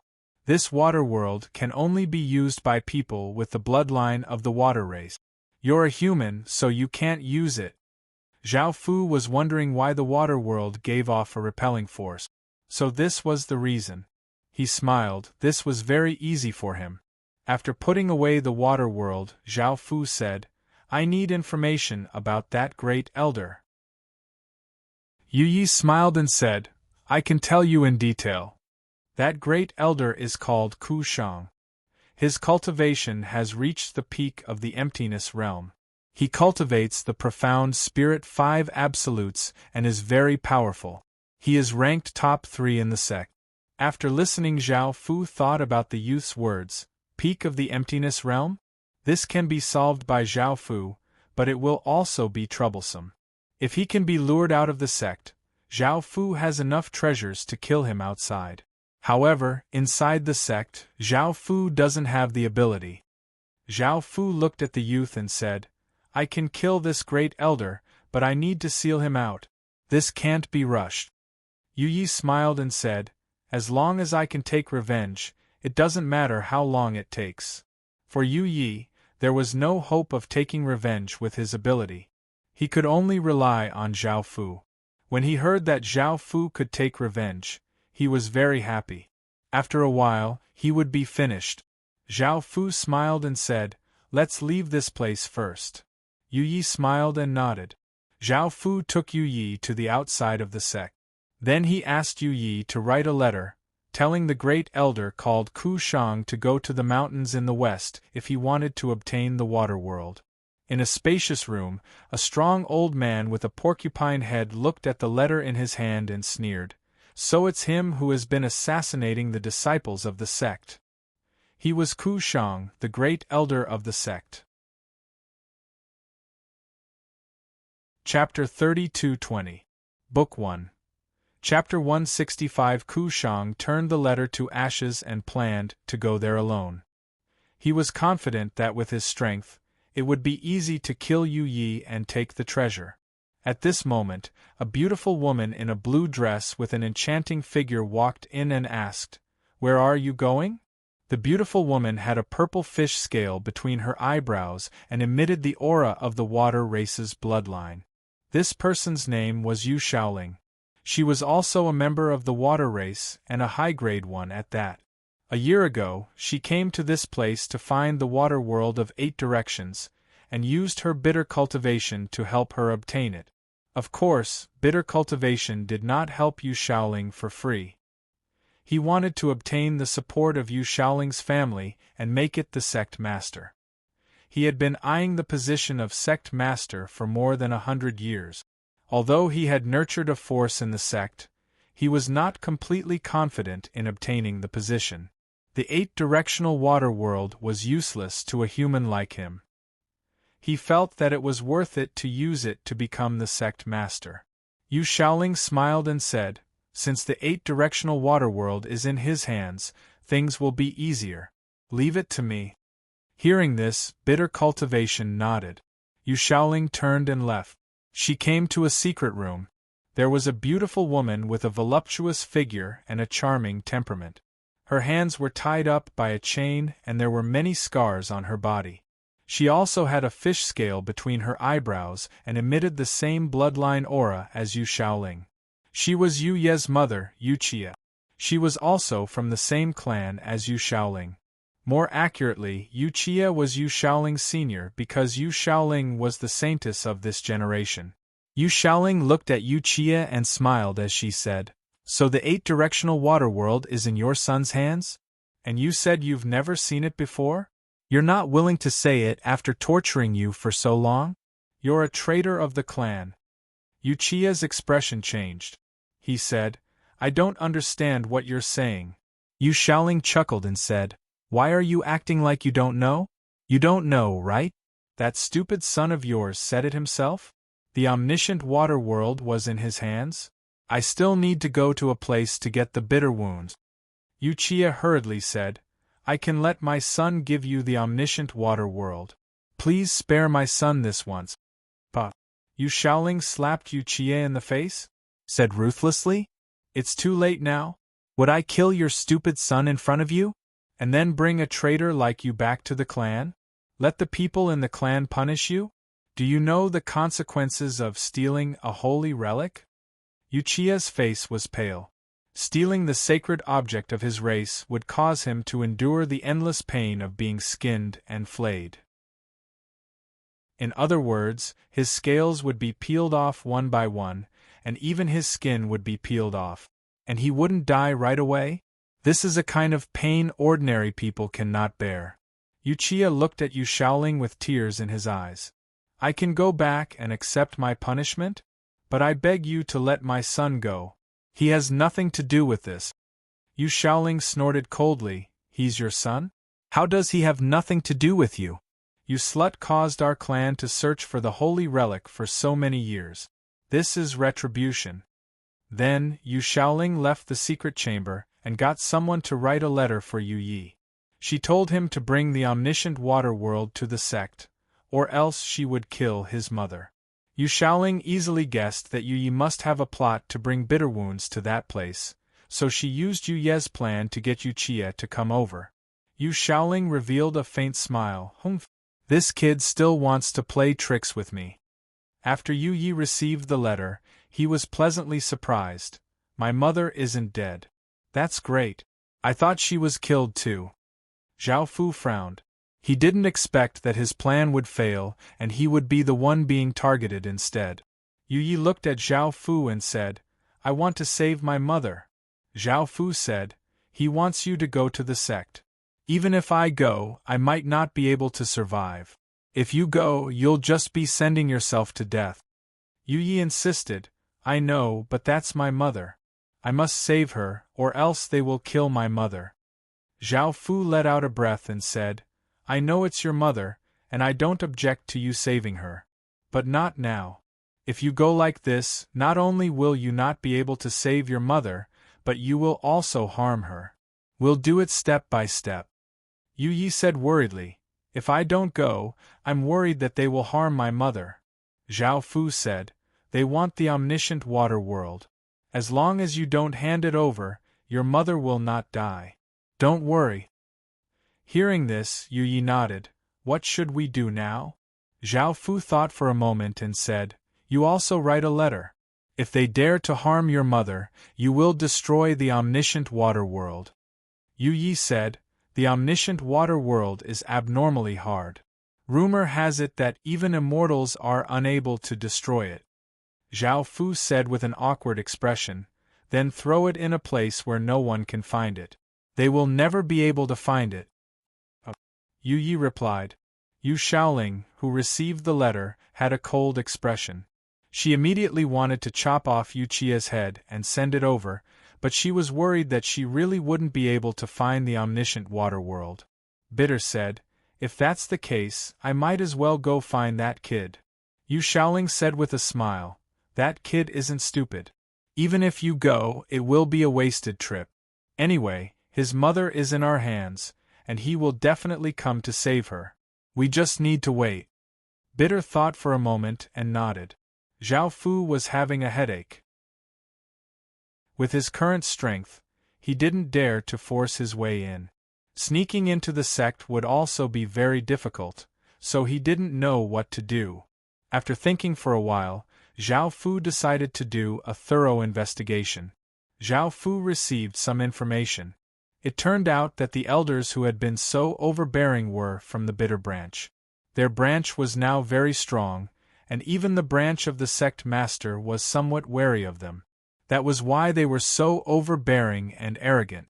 Presumably, the sect master also wanted to get rid of bitter.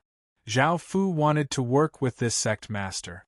After thinking things through, Zhao Fu immediately wrote a letter to the sect master. A mighty middle-aged man sat at the top of the hall. He was the sect master, and his name was Shi Kuan. His cultivation was at the upper stage of the Void Realm, a bit lower than Bitter's. After reading it, Shi Kuan sank into contemplation as he held the letter in his hand. He had been enduring Bitter's actions because now was not a good time to make the situation awkward. He definitely wanted to get rid of Bitter, but was this person trustworthy? Could it be this person's scheme? If Shi Kuan agreed and Bitter leaked the information, it would immediately cause a civil war within the sect, and he could then save Bitter. Shi Kuan was in a bit of a dilemma. He was worried that he would fall into a trap, but he didn't want to miss this opportunity. In the end, Shi Kuan decided to talk to Zhao Fu first. After receiving the reply, Zhao Fu was willing to meet the sect master. Chapter 32-21. Book 1. Chapter 166. The two agreed to meet at a place. Shi Kuan stared at Zhao Fu in disbelief and asked, You said that you can kill Kushang? Zhao Fu nodded. Shi Kuan felt that he was being teased and said angrily, Do you know that Kushang is at the pinnacle of the emptiness realm? Even I am not his match. How can you, a lower emptiness realm expert, kill him? Do you know that both of us can detect each other? Zhao Fu looked at Shi Kuan with a smile. Boom. An incomparably powerful force gushed out of Zhao Fu's body and spread out like a surging ocean. The heavens and the earth seemed to tremble. Shi Kun stared at Zhao Fu in shock. He felt as if his body had fallen into the sea and he had no strength to struggle. The fear of death spread out from his heart. This was the first time he felt such a terrifying force. It seemed to be even stronger than that of a mighty expert. This was the strength that Zhao Fu could display with his full strength. However, it was still not as strong as the strength of a mighty expert. Zhao Fu's strength was too high. Zhao Fu withdrew his power and said with a smile, "Now, do you think I have the ability to kill Kushang?" Shi Kun came back to his senses and asked, "Who are you?" Only the top geniuses of the human realm could display such terrifying power at such a young age. Zhao Fu chuckled and said, "It's best that you don't know. Now let's talk about cooperation." Shi Kun smiled and said, "No problem." Zhao Fu said with a smile, "You just need to let me enter the sect and transfer the others away. Otherwise, if they come to help, I can kill Kushang. As for the other things, I don't want them." Shi Kun said with a smile, "Only a fool would refuse such a good offer. I will transfer the others away. Thank you for your help." Zhao Fu smiled and said, "You're welcome." Then, Zhao Fu thought of something and said, "By the way, I also want to take a woman with me." Shi Kun said with a smile, "Take your mother with you, right?" "Sure." Zhao Fu couldn't help but chuckle and said, "I think you misunderstood. That person is not my mother. I was just a passerby and did this because someone asked me to do it." Shi Kun looked at Zhao Fu and said with a smile, "I thought that you are the same person who assassinated my sect's disciple. It seems that Kushang and his group offended someone they can't afford to offend. When do you plan to do it?" Zhao Fu said, "Tonight." Shi Kun nodded and said, "Tonight?" Shi Kun smiled and nodded. Yu Yi asked with concern, "How is it?" Zhao Fu smiled as he said, "It's going very smoothly. Tonight I'll kill Kushang and save your mother. You can just wait here." Yu Tian said, "Thank you so too." Tian. 2. 1. Fu said. Yuan said. 2. Shi Kun immediately made preparations to move everyone away from the area. Even if there were people in the vicinity, they had to be his men. This was an extremely good thing for him. If he could get rid of this threat, he would be able to rest easy in the future. A crescent moon hung alone in the night sky. Without a single star to accompany it, the night seemed plain and dim. Kushang walked to the side and didn't notice anything wrong. He just felt that it was a bit quiet. Boom! A figure suddenly appeared behind Kushang and punched towards Kushang's back with destructive power. Kushang was shocked. He quickly tried to block. Bang! That punch sent Kushang flying. He hit a few walls before stopping. A trace of blood flowed out from the corner of his mouth. In order to quickly deal with Kushang, Zhao Fu chose this sneak attack. Ku looked at Zhao Fu with an ugly expression and said, if he hadn't concentrated his power on his back, he might have been killed by this person. Zhao Fu looked at Kushang coldly and immediately rushed forward. Kushang roared.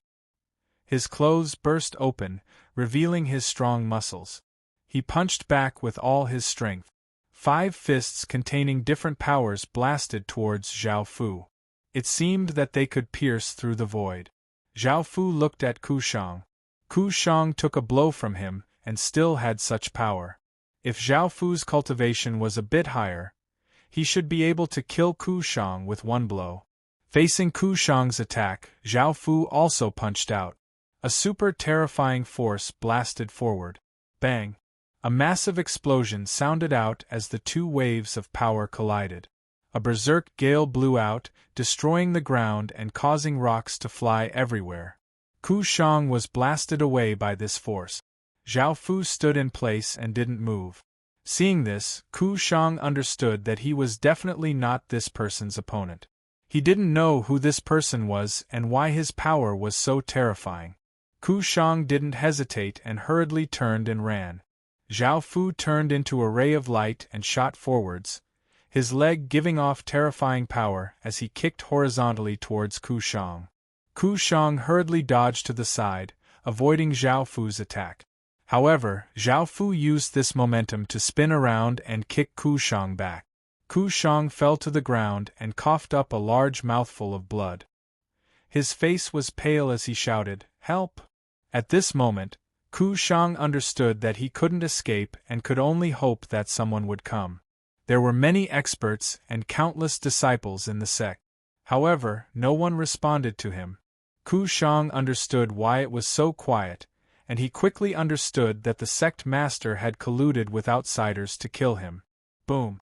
Ku Shang looked furious and exploded out with all of his power.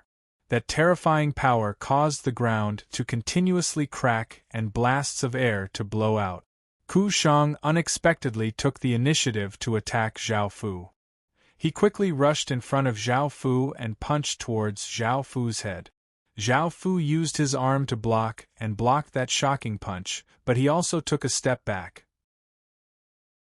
Ku Shang immediately punched out again, causing a massive explosion to sound out.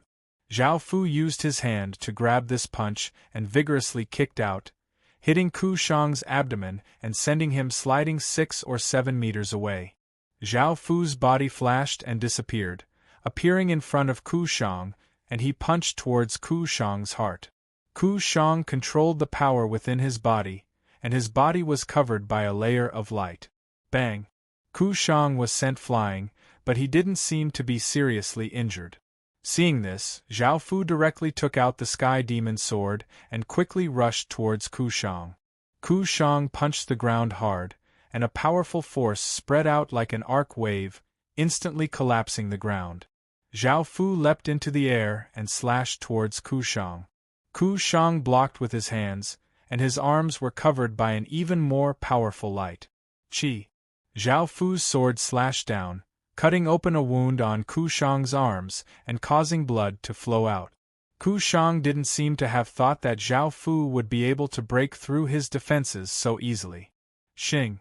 A sword hum sounded out as Zhao Fu once again slashed towards Ku Shang, bringing with it a massive black sword light. Chapter 32-22 Book 1 Zhao Fu's Sword Strike. Ku Shang hurriedly dodged and avoided Zhao Fu's sword strike before turning around and running away. Zhao Fu once again slashed out, hitting Ku Shang's back and opening up a wound. Ku Shang endured the pain and did not stop, and he continued to run away. Looking at Ku Shang's fleeing figure, Zhao Fu raised his sword with one hand and gathered a massive amount of power into the sword, causing it to give off a massive amount of demonic qi. Boom! Zhao Fu slashed out, and a massive sword light containing a power that seemed to be able to cut through everything quickly slashed forwards. Ku Shang was sent flying by the sword strike and fell to the ground, coughing up a large mouthful of blood. Zhao Fu coldly smiled as he walked in front of Ku Shang. Ku Shang coldly looked at Zhao Fu and said, "Who are you? I don't think I've offended you. Why do you want to kill me?" Zhao Fu said, "You don't need to know." Following this, Zhao Fu swung the sword in his hand, sending out a sword light and cutting off Ku Shang's head. Blood spurted out of Ku Shang's neck and flowed all over the ground. Shi Kun walked out and looked at Ku Shang's death as he smiled and said, "Thank you. The person you're going to save is in a building in the southeast." Zhao Fu nodded and flew in that direction. Shi Kun immediately called people over and started to purge Ku Shang's faction. They completely cleared out the hidden dangers within the sect. Zhao Fu found that building and was just about to enter when an enchanting woman walked out. She was Yu Shaoling, and she did not know what had happened. Yu Shaoling frowned as she looked at Zhao Fu and said, "Where are you from? Didn't I say that you can't get close to this place?" Zhao Fu chuckled and disappeared, reappearing in front of Yu Shaoling. Yu Shaoling's expression changed, and she sent a palm strike towards Zhao Fu's chest. Zhao Fu stretched out his hand and grabbed Yu Shaoling's hand. Yu Shaoling's cultivation was only at the Emperor Heaven Realm and was not a match for Zhao Fu at all. Yu Shaoling struggled, trying to pull her hand out. Zhao Fu picked her up with a smile and walked into the building. Yu Shaoling struggled a few times to no avail, so she changed her attitude and said with a smile, "Who are you? Why are you doing this to me?" Zhao Fu said with a smile, "I'm here to save someone." Yu Shaoling's expression turned cold. "You're that traitor's son? How can you be so powerful?" Zhao Fu felt speechless as he said, "I'm not, you're mistaken. I was asked by his son to save his mother." Yu Shaoling smiled as she said, "What did he pay you? As long as you're willing to listen to me, I'll pay you 10 times the amount." Zhao Fu looked at her and smiled as he said, "He gave me the omniscient water world as payment. Can you give me 10? Yu Shaoling said somewhat angrily, "The omniscient water world is our race's holy item." Zhao Fu smiled as he said, "But it belongs to me now." Yu Shaoling looked at Zhao Fu and said, "It's useless to you. You're a human and cannot use the omniscient water world.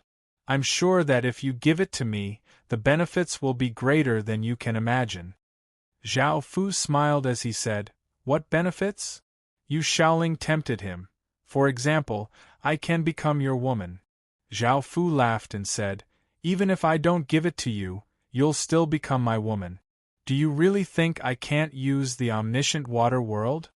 Yu Shaoling snorted, "I don't believe you." At this moment, Zhao Fu had already walked into the secret room with Yu Shaoling in his arms. He looked at the hanging Yuchia, who was Yu Chia's mother. Yuchia looked at Zhao Fu, who was holding Yu Shaoling, and had a strange expression. He didn't know Zhao Fu's identity. Zhao Fu looked at Yuchia and smiled as he said, "I was asked by Li's son to save you. I've also killed Ku Shang." Yu Shaoling was shocked. Ku Shang actually died and she didn't know anything. Yuchia was pleasantly surprised. She asked in disbelief, "Is this true?" Zhao Fu smiled and nodded.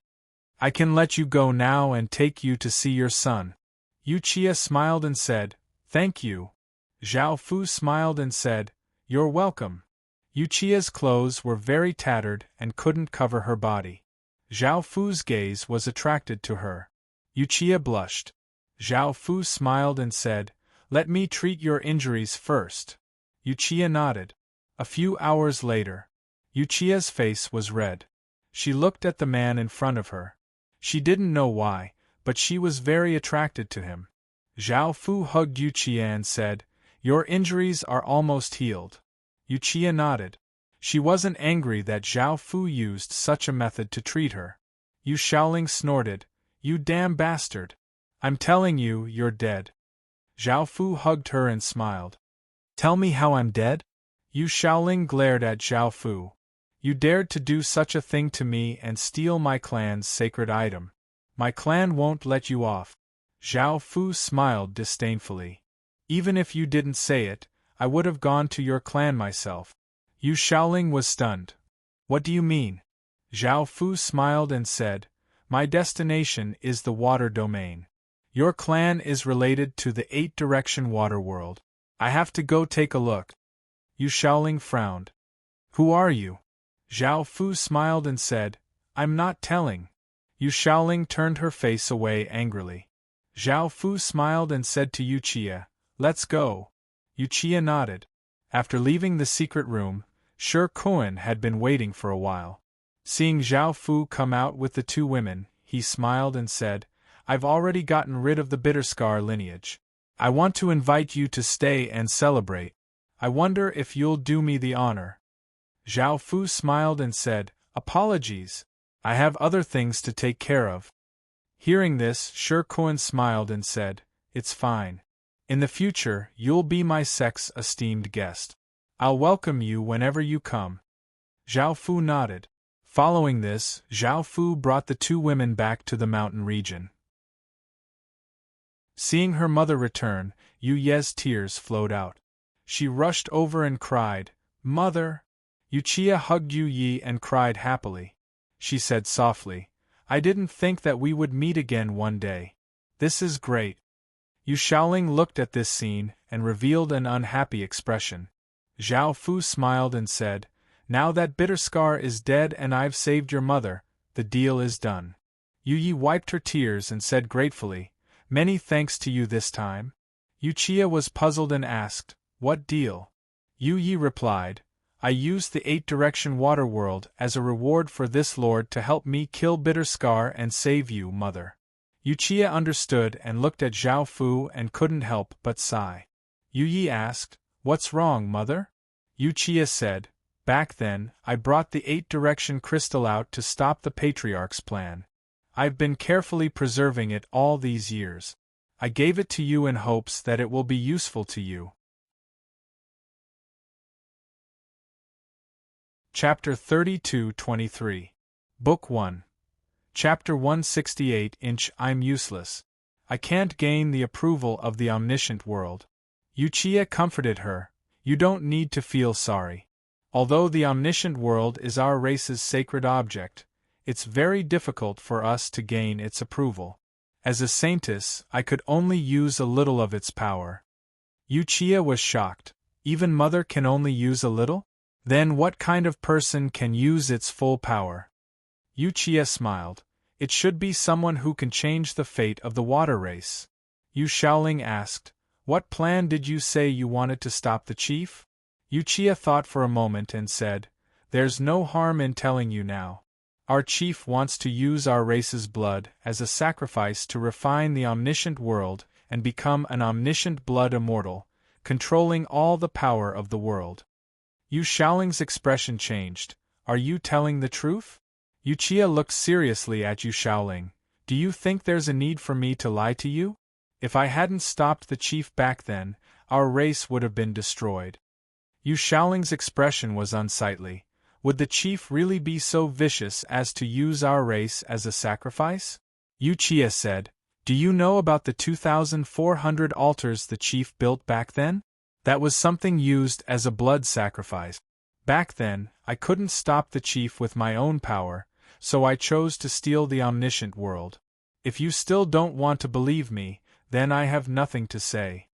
Yu Shaoling said, "Didn't you defect for a man back then?" Yuchia shook his head. "Back then, Yu Ye's father accidentally intruded into our race and caused chaos. I used this opportunity to escape with the omniscient world. Later on, we were together."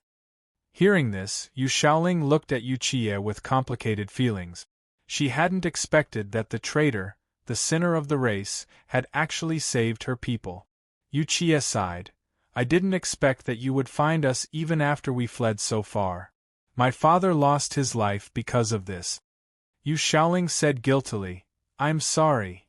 Yuchia stared at Yu Shaoling. Yu Shaoling was still her man and had tortured her for so long. She didn't answer her. Yuchia couldn't forgive her now, even if she was used.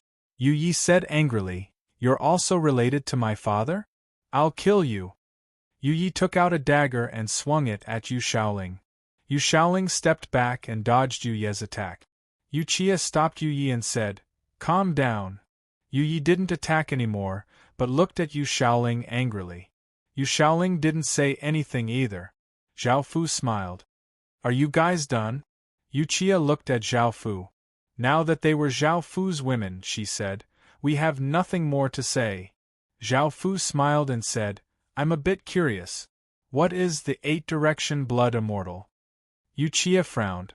"Why are you asking this?" Although Yuchia liked Zhao Fu, she wouldn't allow Zhao Fu to use her clan for a blood sacrifice. Zhao Fu smiled and said, "I'm just curious." Yuchia said, "It's our clan's most powerful forbidden art. It's also the art of our clan's decline. It has supreme power and can strike fear into all domains. Back then, in order to resist the invasion of powerful enemies, we sacrificed more than half of our clansmen and killed countless experts." Zhao Fu nodded and said, "I want to borrow your blood." Yuchia said coldly, "If you want to use our clan for a blood sacrifice, I'll definitely stop you." Zhao Fu chuckled. "I don't want to use that method to control the 8-direction water world. I want your blood for another purpose." Yuchia heaved a sigh of relief. "What purpose do you have?" Zhao Fu didn't answer and reached out with his hand. Yu Qie and Yu Shaoling's bodies shook, and they felt their blood rush to the space between their eyebrows. A small ball of essence blood flew out of the scale and flew in front of Zhao Fu. Looking at the two orbs of blood in his hands, Zhao Fu opened his mouth and swallowed them. After entering Zhao Fu's body, the two orbs of blood were immediately covered by a powerful energy and turned into a wave of bloodline power that spread out. A violet light shot out from between Zhao Fu's eyebrows and a violet fish scale appeared. Seeing this scene, everyone was shocked. Yu Shaoling couldn't help but say, "How did you grow purple scales that only our clan's high-grade bloodlines have?" Zhao Fu smiled and said, "This is my ability." Following this, Zhao Fu took out the 8-direction water world and poured some energy into it. There was no longer a repulsive force like last time. Instead, there was an unprecedented excitement. Boom! A massive explosion sounded out as the omniscient water world exploded out with a massive amount of power, and a massive shockwave spread out. This shockwave forced Yu Shaoling and the others back 10 or so meters. Only Zhao Fu stood there without moving at all. The 8-direction water world gave off a wave of water power that slowly rose into the sky. Heaven and earth power gathered and poured into the 8-direction water world. The 8-direction water world continuously absorbed heaven and earth power and gave off boundless blue light. A massive wave of water power covered the world, causing the surrounding space to become extremely moist. Not only did the air contain a large amount of water, but the water droplets also condensed on the stones and leaves. Many of the nearby forces also sensed this powerful wave of water, and they all looked in that direction. Shi Kun stood outside and looked at the sky in shock. He didn't know what had happened, but it seemed to be near his sect.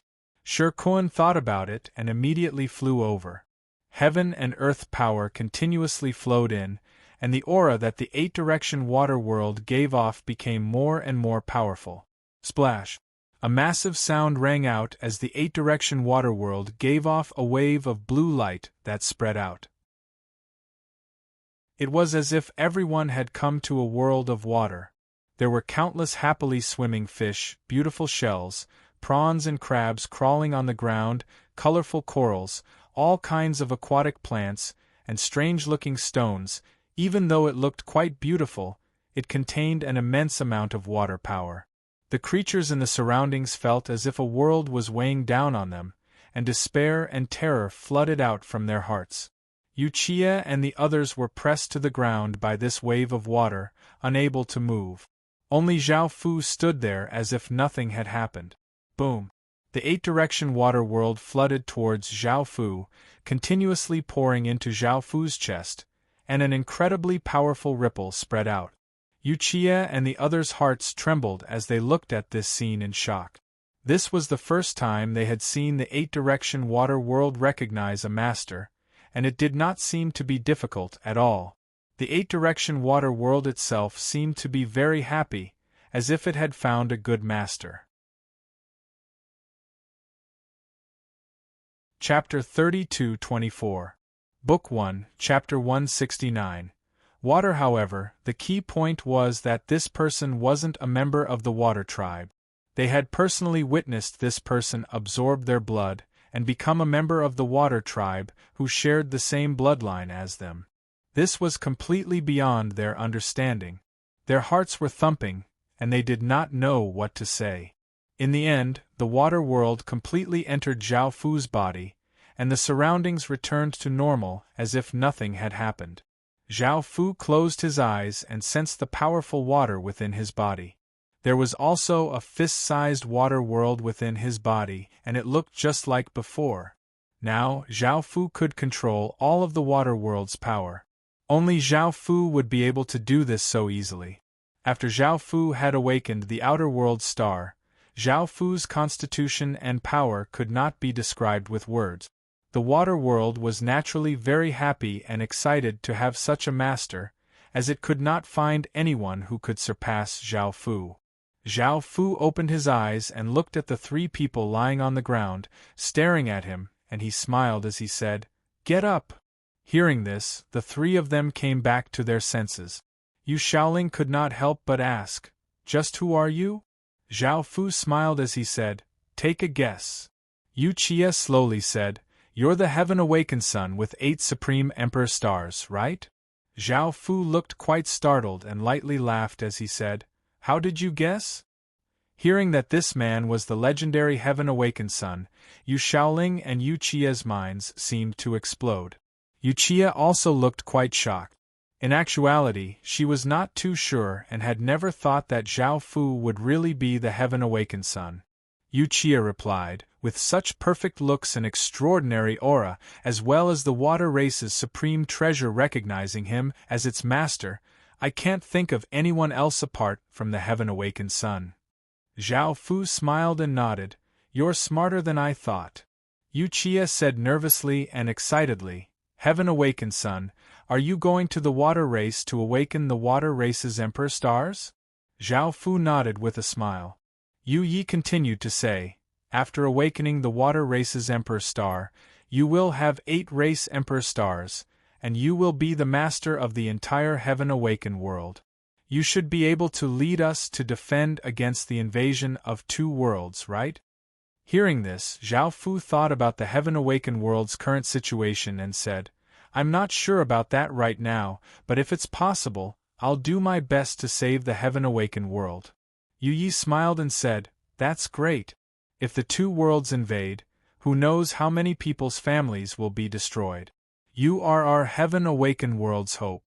Looking at Yu Ye's passionate expression, Zhao Fu's heart also felt a little heavy. He felt a sense of pressure, a pressure of believing in him. At this moment, Shi Kuan also flew over. Seeing that Zhao Fu and the others were there, he knew that the massive energy fluctuations had been caused by Zhao Fu. After experiencing Zhao Fu's power, Shi Kuan didn't find it strange at all. Shi Kuan walked over with a smile. "So that's what you were talking about. I'm truly impressed by your strength." Zhao Fu smiled as he said, "You praise me too much, sect master." Shi Kuan smiled as he said, "Do you have any business with me, sir? Would you like to come to my sect?" By now, Shi Kuan understood just how powerful Zhao Fu was, so he wanted to befriend Zhao Fu even more. He hadn't heard what Zhao Fu had just said, so he didn't know that Zhao Fu was a heaven-awakened sun. Zhao Fu couldn't refuse Shi Kuan, so he nodded and agreed. After arriving at the sect, Zhao Fu saw the sect's disciples escorting a group of people to the side. There were men and women, elderly and children, and they all looked quite dejected and despondent. Some of them even had wounds on their bodies. When a mature-looking woman saw Yu Shaoling, she immediately ran over and knelt on the ground, crying as she said, "Sir, please save us." Yu Shaoling recognized the woman in front of her. She was one of Ku Shang's subordinates' wives, and she was called Qing Lu. She was the wife of the elder in gray who had attacked Zhao Fu back then. The others looked at Yu Shaoling and also ran over and knelt on the ground. They were all people from the Ku Shang faction and were being taken to be executed. This was the consequence of failing to seize power. Not only would they die, but their families would also be killed. A beautiful woman in a red dress cried as she said, "It doesn't matter if I die, please save my daughter, she's innocent." She was the wife of the elder in red who had attacked Zhao Fu, and she was called Hong Lan. There was also a beautiful woman next to her, and she was most likely her daughter. A beautiful woman with a seductive figure and fair skin cried as she said, "I don't want to die, I really don't want to die, please." She was the fat elder's wife, and she was called Xue Sui. A tall and beautiful woman cried as she said, "My husband was just muddle-headed. Please help us, sir, we'll definitely be grateful to sir." She was the wife of the elder who had attacked Zhao Fu, and she was called Liang Hui. There were 60 or so people kneeling and begging for mercy. Yu Shaoling looked at these people and sighed as she said, "It's useless even if you beg me, I'm someone else's prisoner." Shi Kuan looked at these people and frowned as he said, "Hurry up and take them away to be executed." The disciples immediately wanted to drag these people away. Those people were still struggling and crying as they begged Yu Shaoling. Yu Shaoling looked at Zhao Fu and said, "Hurry up and beg him, he can save you." Hearing this, everyone once again knelt in front of Zhao Fu and begged, "Sir, save us."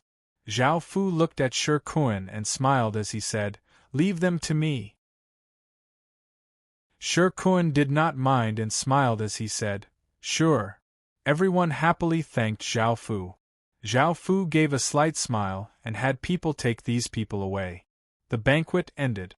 Zhao Fu brought Yu Shaoling and Yu Qie back to the room. At this moment, there were already 20 or so women in the room. They knew why Zhao Fu had called them here, but in order to live and for their families, they had still come here and had put on a lot of effort. Hong Lan smiled charmingly as she threw herself into Zhao Fu's embrace. "Thank you, sir, for saving our lives. I'm yours now." Zhao Fu laughed lightly and did not stand on ceremony. The next day, Yu Qie looked at Zhao Fu and asked, "What do you plan to do next?" Zhao Fu said, "We'll leave soon." Hong Lan smiled as she said, "Sir, you have to bring us along." Liang Hui looked nervously at Zhao Fu and said, "We'll serve you well. Please take us away from here." Zhao Fu smiled as he said, "No, you have to stay here." Hearing this, the women's expressions changed. With their status, they would never be safe if they stayed in this sect. A beautiful woman called Nan Nua cried as she said, "Sir, please take us away." Zhao Fu smiled as he said, "Don't worry, you're only staying here temporarily. Once I'm done with my matters, I'll take you away. I'm the reason why the sect master hurt you." Hearing this, the women all heaved sighs of relief. Chapter 32-25. Book 1. Chapter 170 translated by Hypersheep 325 edited by Meiker. Zhao Fu looked at Yu Qie and Yu Shaoling and said, "The two of you will follow me to the water region." Yu Qie asked, "What about my son?" Zhao Fu said, "He will stay at the sect and will smile a lot along the way." Yu Qie thought about it and nodded. Hong Lan said flirtatiously, "You have to come back soon. We'll be waiting for you." Zhao Fu lightly laughed. "Got it." The elders who had attacked Zhao Fu were not only heavily injured by Zhao Fu, but they had also lost their lives because of Zhao Fu. In the end, their wives and daughters had to rely on Zhao Fu to survive. After saying goodbye to the sect, Zhao Fu's group of 3 headed towards the water region. The sounds of battle could be heard in front of them. They saw countless card soldiers surrounding a group of roughly 30,000 people. The leader was a cold-looking youth who gave off the aura of a king. It looked like another group that had been destroyed by the card world. The cold-looking youth was called Wei Qing. He waved his spear and sent 5 or 6 card soldiers flying as he said, "I'll take the soldiers to stall them. Zhiyong, you take the people and break through." A bearded man called Wei Zhiyong said unwillingly, "Your Majesty, I'll take the people and stay behind. You take the queen and the others and escape." Wei Qing said coldly, "Their goal is me. If I take the people and escape, none of them will be able to escape. Hurry up, or else we won't have a chance." Hearing this, Wei Zhiyong steeled his heart and rode to the side of a carriage as he called out, "Guards, listen to my orders. Break through from the south." The soldiers guarding the carriages obeyed. They immediately prepared to break through to the south. A noble and cold-looking woman wearing a purple palace dress walked out of the carriage and asked, "General Wei, where is my son?" This was the Empress Dowager, Wei Qingqing. Wei Zhiyong replied, "Your Majesty wants to stay behind to stall these card soldiers." Wei Qingqing said coldly, "As the ruler of a country, he is the future of our country. How can he be left behind?" Wei Zhiyong hurriedly said, "Empress Dowager, this is the only way for us to break through. Let's not waste time." Wei Qingqing said, "I won't go. If my son dies, then I don't want to live either. My royal bloodline will also be severed." Wei Zhiyong looked anxious. A woman with a gentle temperament walked out of the carriage. She wore a yellow dress and said, "Big sister, don't mess things up. If you keep delaying, no one will be able to leave. Now that the queen has not given birth to any children, we can choose a new king from the collateral line. She was also an old concubine, named Wei Wenning. 7 women came out of another carriage, and a beautiful woman with a graceful figure said guiltily, "We didn't give birth to any children of the royal family, so we're willing to die with your majesty." She was Queen Weiziao. The other women were also concubines, and they all said, "We're willing to stay and die with your majesty." Looking at these people, Wei Qingqing sighed, "You guys don't have to do this. It's better for you to follow General Wei and break through together." Boom! A massive explosion sounded out as Wei Qing ferociously stabbed out with her spear. A massive wave of energy turned into a green dragon and rushed forwards, sending a card soldier flying. A yellow-haired man appeared in midair. He looked at Wei Qing and sent him flying with a slash. Wei Qing got up from the ground and quickly attacked the yellow-haired man with her spear. Seeing this, Wei Zhiyong understood that there was no time to waste, so he immediately yelled, "Let's break through to the south."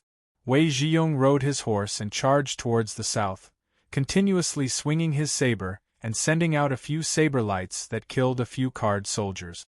The soldiers followed Wei Zhiyong and charged forwards. The card soldiers also wanted to gather in that direction, wanting to stop them from breaking through, and the two sides started to fight intensely. A soldier rode his horse and charged forwards, vigorously stabbing out with his spear and piercing through a soldier's chest. A card soldier vigorously shot out an arrow, causing a soldier to fall from his horse. A card soldier swung his sword and chopped off a horse's leg, causing the soldier and horse to fall to the ground. A soldier swung his sword and chopped off a card soldier's head, causing blood to spurt out. A card soldier rode on a horse and charged at the soldiers. It vigorously swung its spear and sent one of the soldiers flying. Another card soldier held a saber and killed another soldier, causing blood to flow to the ground. Seeing this, a general in the card world threw out cards, which flew out and shot into the ground. Countless brambles quickly grew out of the ground, stopping the soldiers. Swish, swish, swish, the arrows shot out, piercing through the soldiers' bodies and causing blood to fly everywhere as cries continuously sounded out. Wei Zhiyong swung his saber and knocked away a few arrows. An arrow drew an arc and shot into Wei Zhiyong's arm, but it was blocked by brambles. Wei Zhiyong's expression was quite unsightly as he called out, "Turn around and break through from the west." Hearing this order, the soldiers immediately turned and headed west. Shing!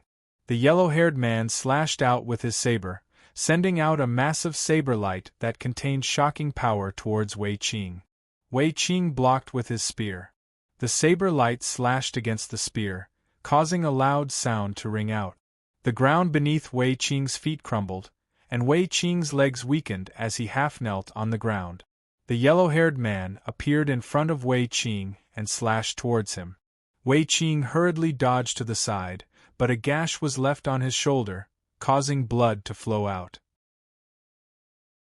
Wei Qing's spear continued to attack the yellow-haired man. The yellow-haired man kicked Wei Qing away. Wei Qing crashed to the ground and coughed up a large mouthful of blood, his face becoming pale. The yellow-haired man coldly laughed and said, "You're dead." Wei Qing stood up with great difficulty. The yellow-haired man coldly laughed and continued to attack Wei Qing. Chi! After a few moves, the yellow-haired man slashed out with his saber, cutting open Wei Qing's chest. Blood splattered everywhere and Wei Qing fell to the ground, dead. The soldiers cried out, "Your Majesty!" Seeing Wei Qing die, Wei Zhiyong looked furious and hateful, and he vigorously slashed at the card soldiers in front of him. He wanted to lead the soldiers to break out of the encirclement and embrace the royal bloodline. Chi! An arrow tore through the air, quickly piercing through Wei Zhiyong's body.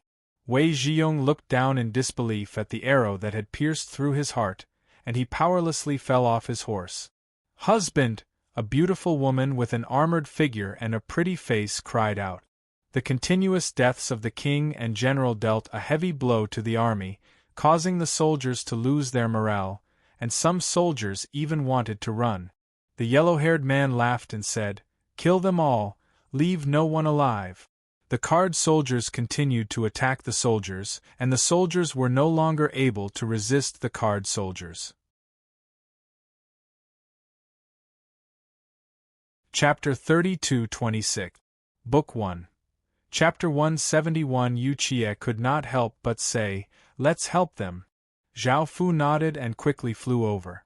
Seeing Zhao Fu fly over, the yellow-haired man immediately sensed danger and slashed out with all of his strength.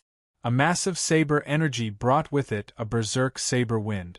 Zhao Fu's expression did not change as he vigorously punched out. Bang! A massive explosion sounded out as the saber energy was blasted apart. A massive gale blew out, sending countless rocks and dust flying, and some card soldiers were blown to the ground. The yellow-haired man's body trembled, and he took a step back as blood leaked out of his lips. His expression was quite unsightly as he called out, "Attack him together!" The card soldiers gave off a wave of power and prepared to gather their power. Zhao Fu coldly laughed and took the lead to attack. Zhao Fu landed on the ground and slammed his palm against the ground, causing a powerful evil power to flow out. Many pale white tendrils grew out, piercing through the card soldiers' chests. The card soldiers howled in pain as blood sprayed everywhere, creating a terrifying and bloody scene. Zhao Fu's wave of attacks disrupted the energy that the card soldiers were trying to gather. Seeing this, the yellow-haired man did not hesitate and yelled, "Retreat!" The card soldiers obeyed and hurriedly retreated. They understood that Zhao Fu was an incredibly terrifying expert and did not dare to stay here. Seeing the card soldiers run, Zhao Fu could not be bothered to chase after them. Seeing the card soldiers run away, the card soldiers let out a sigh of relief, looking as if they had just survived a disaster. Wei Qingqing and the other women came down from the carriage and looked at Wei Qing's corpse. They ran over and started crying, and everyone else gathered around them, looking incredibly pained. A while later, the female general, who was a beautiful middle-aged woman wearing armor, walked over to Zhao Fu and said gratefully, "Thank you, sir, for saving our lives." Zhao Fu lightly laughed, "No need to thank me." Yuchie and Zhao Fu landed and looked at the scene before them and sighed. This was the current situation of the Heaven Awakened world. Wei Qingqing and the other girls also walked over. "Thank you for saving us." Zhao Fu looked at Wei Qingqing and said with a smile, "Since I saved you, shouldn't you give me some compensation?"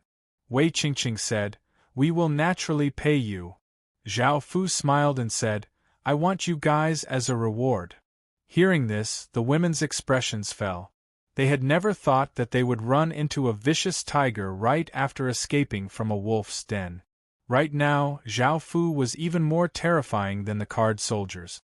Wei Qingqing said coldly, "We are the empresses of a country. How can we agree to your request?" Zhao Fu smiled and said, "Then don't blame me." Wei Qingqing said angrily, "You can try. I won't let you succeed even if I die." Yu Shaoling couldn't help but say, "You'd better agree with him. This is also for your own good. Right now, you people can die at any time. As long as you agree, your safety will be guaranteed." Wei Qingqing said arrogantly, "If that's the case, we're willing to die." Wei Wenning walked up and looked at Zhao Fu as he said, "I'm willing to agree, but please spare them." Everyone looked quite confused. They had never thought that someone would actually agree. Wei Wenning felt quite helpless. Only by doing this would they not die and the kingdom's legacy not be severed.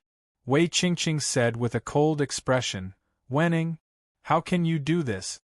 Wei Xiao said, "I'm also willing.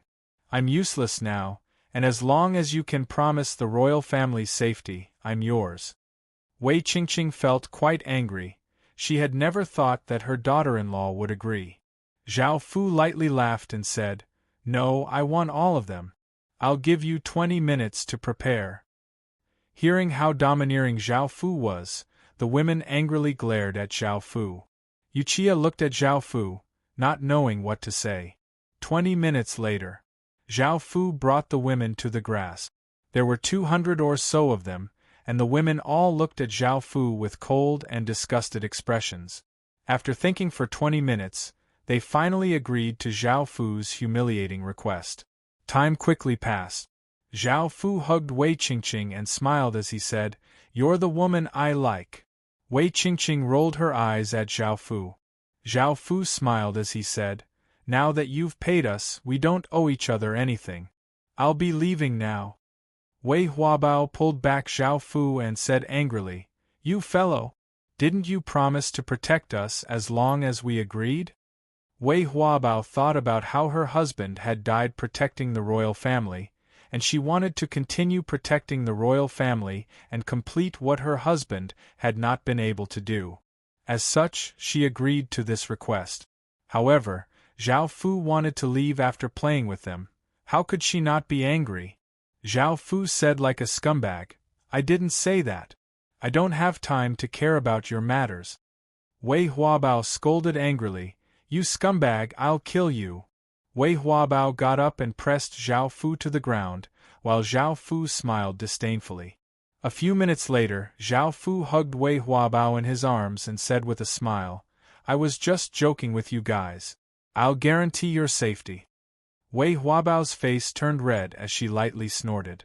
Zhao Fu smiled and said, "There's a sect nearby. Just tell them that I told you to go there. The sect master there is very nice and will protect you."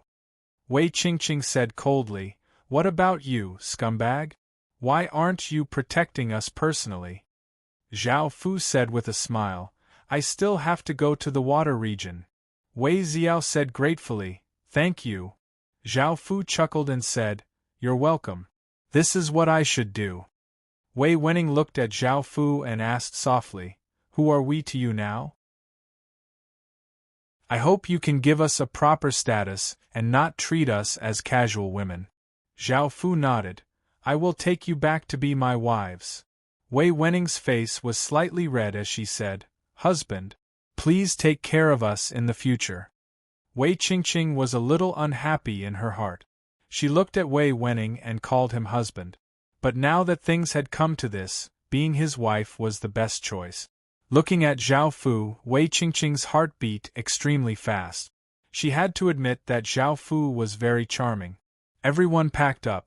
Wei Qingqing looked at Zhao Fu, who was about to leave, and her face became red as she called out, "Husband, come back soon."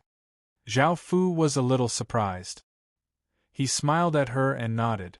Wei Wenning smiled as he said, "His identity is quite extraordinary. As his woman, we'll have unimaginable benefits, and we might even be able to restore our country." Wei Qingqing nodded.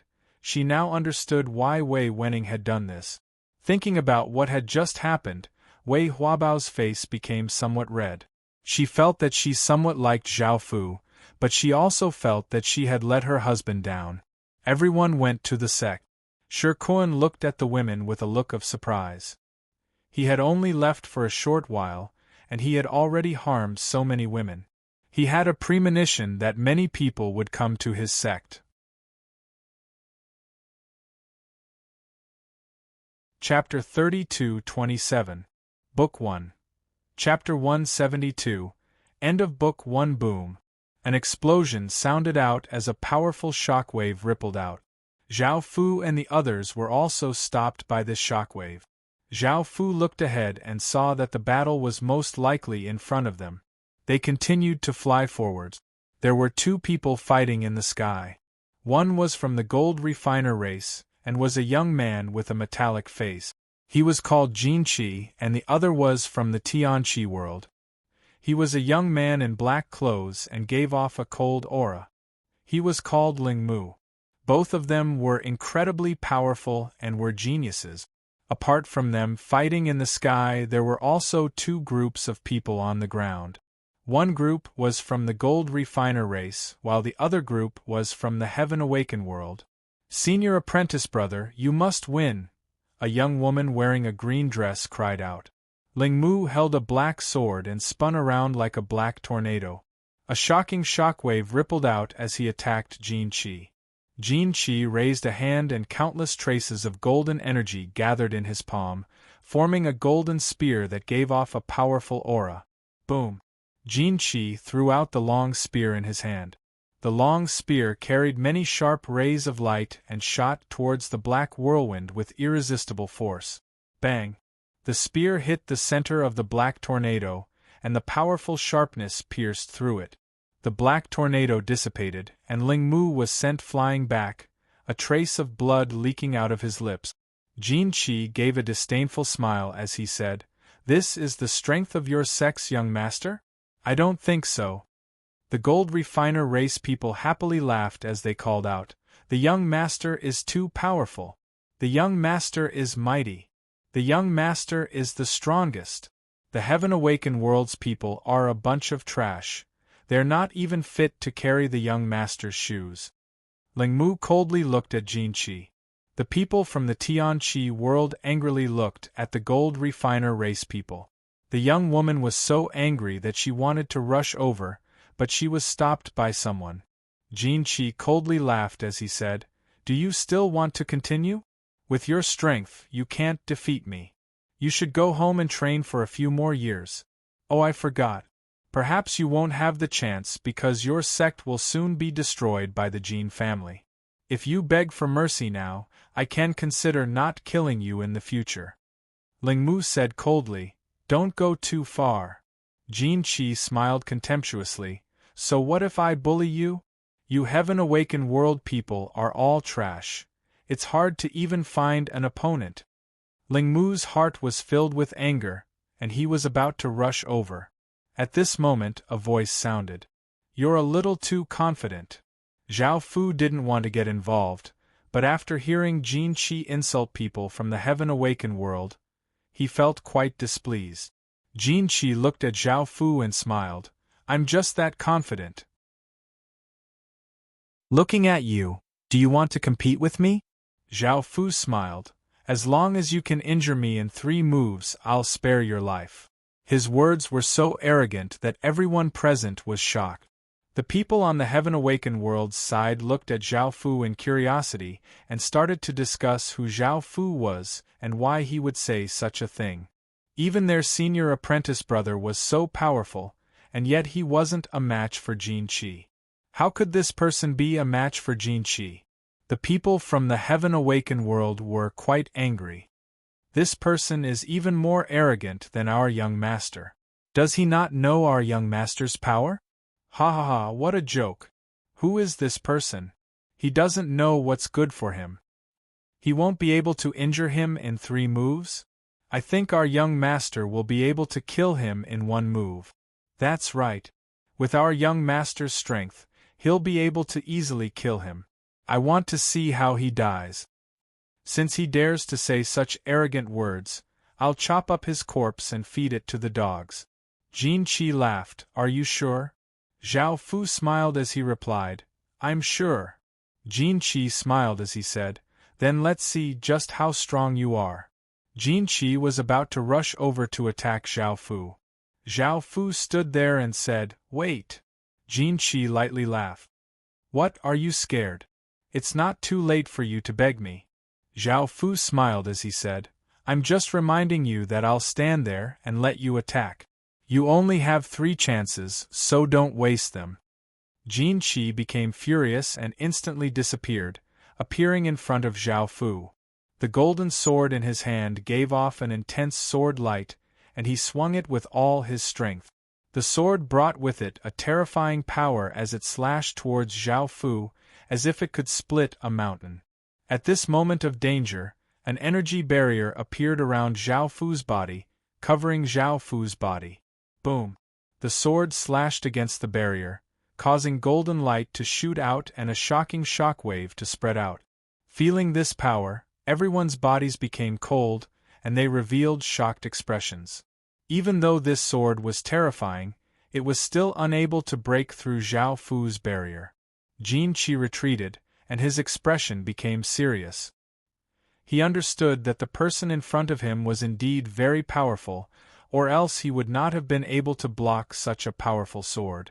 The people from the Heaven Awakened world looked at Zhao Fu in shock. Zhao Fu smiled as he said, "First attack." Jin Qi coldly harumphed and raised a hand. Metal energy gathered, forming a metal spear, and a powerful aura covered the surroundings. Jin Qi had used this attack to defeat Ling Mu. Ling Mu watched seriously. As someone who had personally experienced this attack, he understood how terrifying it was. Everyone became nervous at this moment. Boom! A massive explosion sounded out as Jin Qi threw out his spear with all of his strength. The spear gave off a metallic light as it shot towards Zhao Fu like a bolt of lightning. Bang! The spear slammed against the defensive barrier and shock waves of light containing shocking power spread out like wild gales, causing the trees to sway and everyone to be blown back. This attack's power was even more terrifying than the previous one. The metal spear's power gradually weakened before dissipating, and Zhao Fu's barrier was still not broken. Zhao Fu lightly smiled as he looked at Jin Qi and said, "Second attack." Everyone looked shocked and felt that Zhao Fu was incredibly powerful. Such a terrifying attack had been unable to break through Zhao Fu's barrier. If it had been them, they would have long since died, and their corpses would not have been left behind. Ling Mu felt some admiration for Zhao Fu. He had not been able to block this attack at all. Jin Qi looked at Zhao Fu and felt a wave of pressure. This person's strength had truly surprised him, and now there was only one attack left. Jin Qi breathed out and closed his eyes. He held his golden sword in front of him and sent all of his power into it.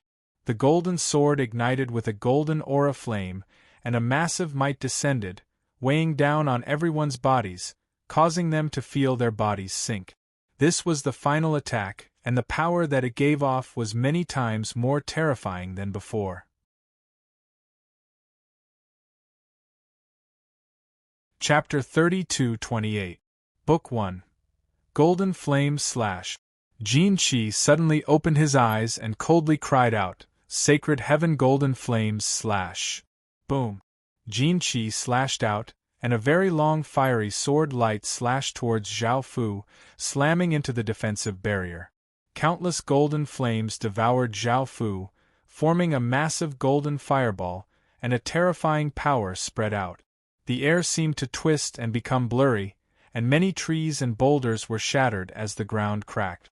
Everyone hurriedly unleashed their defenses, feeling an intense sense of terror. Their bodies uncontrollably trembled, and it was very rare for them to feel such intense terror. Ling Mu looked quite shocked, and he had to admit that Jin Qi was indeed more powerful than him. In their battle just then, Jin Qi had not used his full strength, and this attack was Jin Qi's true strength. The massive golden fireball slowly became smaller and smaller before disappearing. Zhao Fu was still completely unharmed, and he stood there calmly. Everyone looked quite shocked. He had not been injured at all? How could this person be so powerful? Jin Qi looked quite confused, and he felt quite bitter. He was quite famous in the card world, and he was a genius that everyone looked up to. However, even though he had used his full strength, he had not been able to harm a single hair on Zhao Fu's head. He was indeed quite powerful, but he did not know who he was facing. After all, Zhao Fu was someone who had already reached the boundary of the mortal world. Zhao Fu smiled as he said, "Third attack." Zhao Fu had said that if Jin Qi could injure him in 3 attacks, he would not kill him. Now Jin Qi had not been able to injure Zhao Fu in 3 attacks. Boom! Zhao Fu slammed out with his palm, and a powerful energy blasted towards Jin Qi. Jin Qi immediately used his sword to block, but he was still sent flying.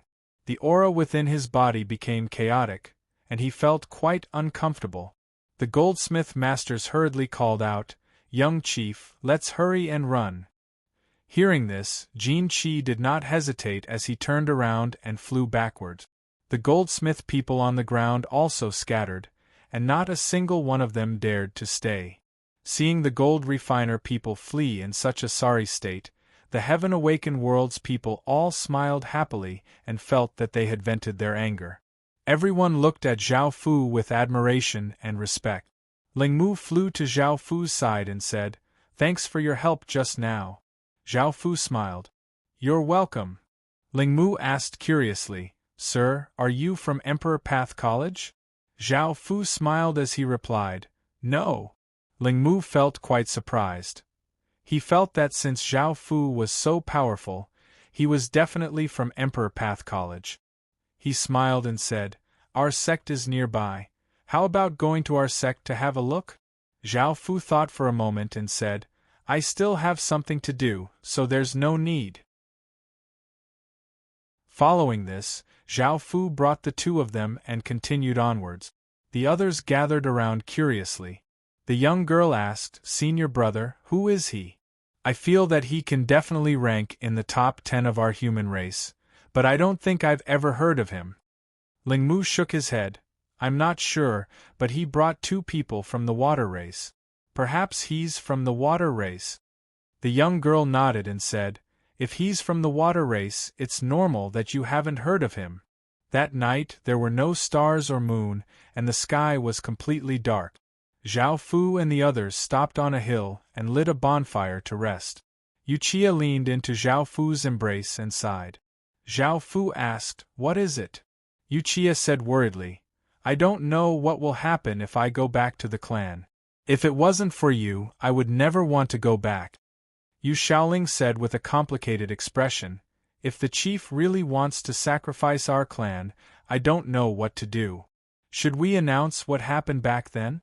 However, if the chief controls the entire clan, no one will believe it. I didn't bring back the omniscient water world, so the chief will definitely depose me. I don't know what to do." Zhao Fu smiled and said, "Don't worry, I'll take care of everything." Yu Shaoling looked at Zhao Fu and said, "Even though you're quite a scoundrel, I believe you. If you become our chief, it'll be great. Our clan will definitely become strong." Yuchia smiled and said, With you, the heaven-awakened son, we don't have to worry. However, you have to promise us that you won't harm our people." Zhao Fu smiled and said, "Of course." Yuchia looked at Zhao Fu and blushed as she softly called out, "Husband." Zhao Fu smiled and understood what she meant. Yu Shaoling also blushed. At that moment, many voices sounded out. Zhao Fu looked over and saw a group of people walking over. A black-clothed youth called Mudding said, "Madam, this place is quite remote. This place is rather remote. Let's rest here for the night." A moving voice sounded out from within the carriage, "Let's rest here then." The group of people stopped not too far away from Zhao Fu and the others. There were only a few hundred of them, and they looked like people from a certain sect. Mudding and his people lit a bonfire and set up a tent. Luxuriously clothed people got off the carriages, including the elderly and young, as well as some beautiful women. The one who had just spoken was a beautiful woman wearing a white dress and had an otherworldly aura. Her name was Mu Wanwan, and she was the wife of the Muyang sect's sect master. Unfortunately, her sect had been destroyed, and only a small number of people had escaped. Mu Wanwan noticed Zhao Fu and the others and said kindly, "The wilderness is quite dangerous right now, call them over." Mudding nodded. Zhao Fu sized up Mu Wanwan and the other women. Yu Shaoling felt a trace of jealousy and lightly pinched Zhao Fu. "Everyone else is here. We can't get high." Zhao Fu smiled as he stood up, looked at Mudding and asked, "Is something the matter?" Mudding said, "Our sect master's madam is afraid that something might happen to you, so she wants you to come with us. You can go now." Zhao Fu smiled as he said, "We understand." Mudding did not say anything else and turned to leave. Zhao Fu brought the two of them to Mu Wanwan and smiled as he said, "Thank you, sect master's madam." Mu Wanwan smiled as she said, "You're welcome. Where are you going?" Zhao Fu replied, "We're going towards the water region." Mu Wanwan felt a trace of surprise as she smiled and said, "We're also going in that direction." Zhao Fu asked, "Why is sect master's madam going in that direction?" Mu Wanwan sighed, "Our sect has already been destroyed, so we're going back to our parents' home." Zhao Fu said concernedly, "Madam, Don't take it too hard. Right now, you're the sex's most precious things. Mu Wanwan lightly smiled. A beautiful woman with a seductive figure, who was wearing a red palace dress, looked at Zhao Fu and said, "All right, let's go. Don't talk to him anymore." Mu Wanwan looked apologetically at Zhao Fu and said, "You can stay in the tent over there." Zhao Fu nodded, "Thank you, madam." Chapter 32-29. Book 1. Chapter 174. Back at the tent. Mu Wanwan looked at the woman in the red dress and asked, "What is it?" The woman in the red dress was called Mu Wanqiu, and she frowned as she said, "I don't think that person is a good person." Mu Wanwan smiled slightly. "Really? I think he's not bad." Mu Wanqiu did not say anything else. Nighttime. Mu Wanqiu left the tent to relieve herself, and just as she was about to return, a black figure appeared behind her and pressed her body against a tree. Mu Wanqiu panicked and turned around as she said angrily, "You really are a bad person." 2 hours later. Mu Wanqiu tidied up her clothes and glared at that person's back before walking out and returning to the tent. The next morning, the birds chirped and everyone tidied up. Mu Wanwan smiled as she said to Zhao Fu, "We're going the same way, so let's go together." Zhao Fu smiled and said, "Sorry for troubling you, madam." Mu Wanwan smiled and said, "It's fine." Mu Wanqiu glared at Zhao Fu. The group continued onwards. Zhao Fu and the others sat in the carriage, and Mu Wanqiu and Zhao Fu were still in the same carriage. Zhao Fu hugged her without holding back. Mu Wanqiu cursed angrily, "You bastard, you still dare to do this? Aren't you afraid that I'll tell others about this? Let everyone see your true colors." Zhao Fu smiled and said, "You can go now." Mu Wanqiu angrily glared at Zhao Fu and thought about what happened last night. How could Mu Wanqiu have the face to tell others about it? What would others think of her? Moreover, she actually liked it when Zhao Fu bullied her like that. After lying in Zhao Fu's embrace for a few minutes, Mu Wanqiu said with a red face, "Don't waste time." Zhao Fu lightly laughed. After a while, a group of people blocked the group. They were also from the Heaven Awaken world, and there were a few thousand of them. Mu Ding coldly asked, "Who are you? Why are you blocking our way?" The leader was a woman in a black dress and had a devilish figure. She coldly laughed and said, "If you hadn't come back, we might have let you go, but it's a pity that you're seeking death." Mu Ding's expression changed. When Mu Wanwan heard the voice, she walked out of the carriage. She looked at the lady in the black dress and asked, "Are you the great elder's woman?" The black-robed beauty said with a smile, "That's right." Mu Wanwan explained, "This time, when I return to the sect, I have no intention to fight with you. I just want to have a place to comfort myself. My husband's sect has already been destroyed, I have no other choice. Otherwise, I would not have returned to the emotion female sect." The black-robed beautiful woman said with a sinister smile, "If you give up resisting now, I can take you to the great elder." Mu Wanwan looked at the beautiful middle-aged woman in the black dress and understood that they would be killed if they gave up resisting. She said, "Then can we change our direction and not return to the sect?" The black-robed beauty sneered. "No." The enemies immediately rushed at the group, and the two sides started fighting. Mu Wanwan said, "Mu Ding, you protect everyone." "Yes." Mu Ding obeyed. Mu Wanwan flew towards the black-robed beautiful woman alone.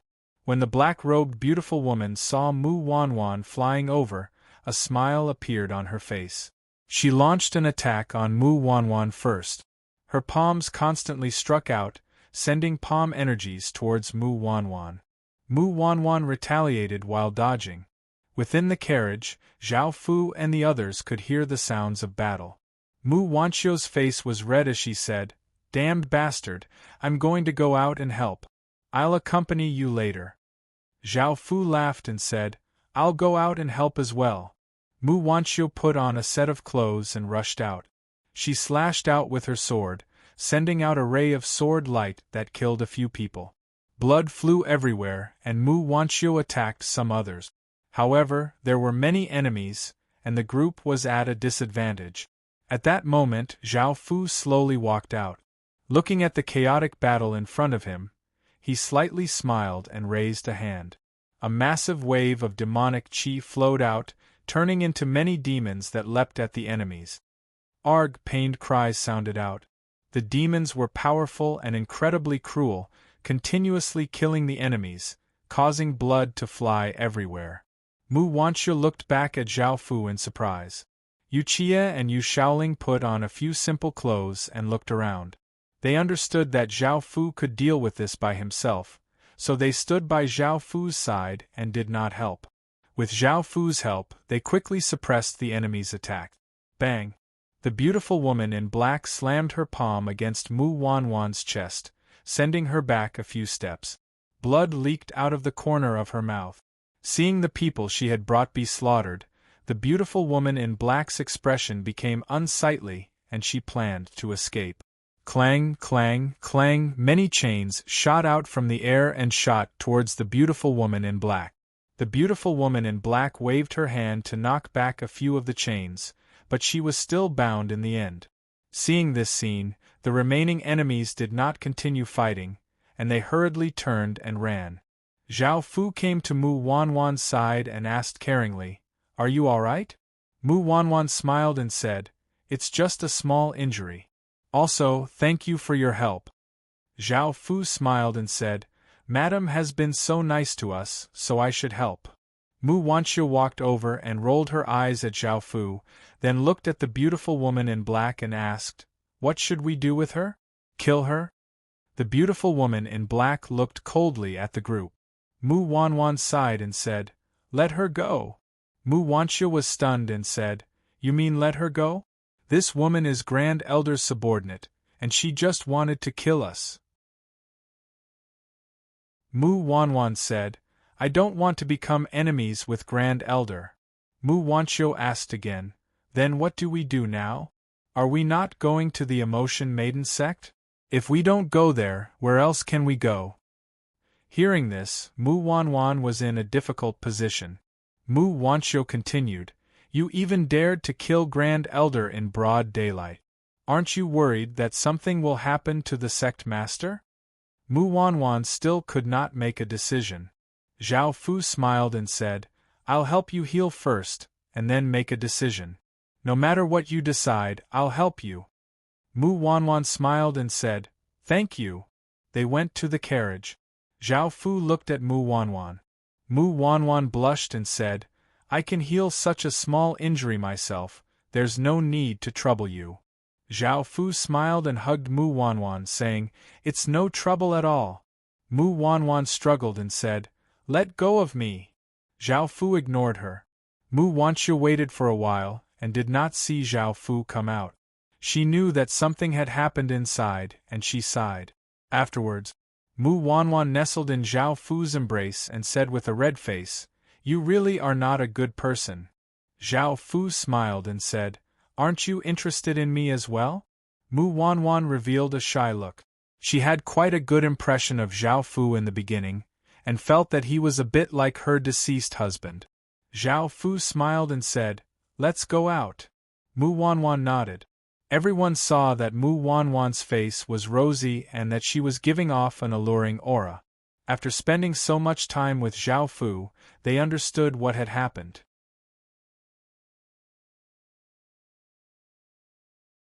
Chapter 3230.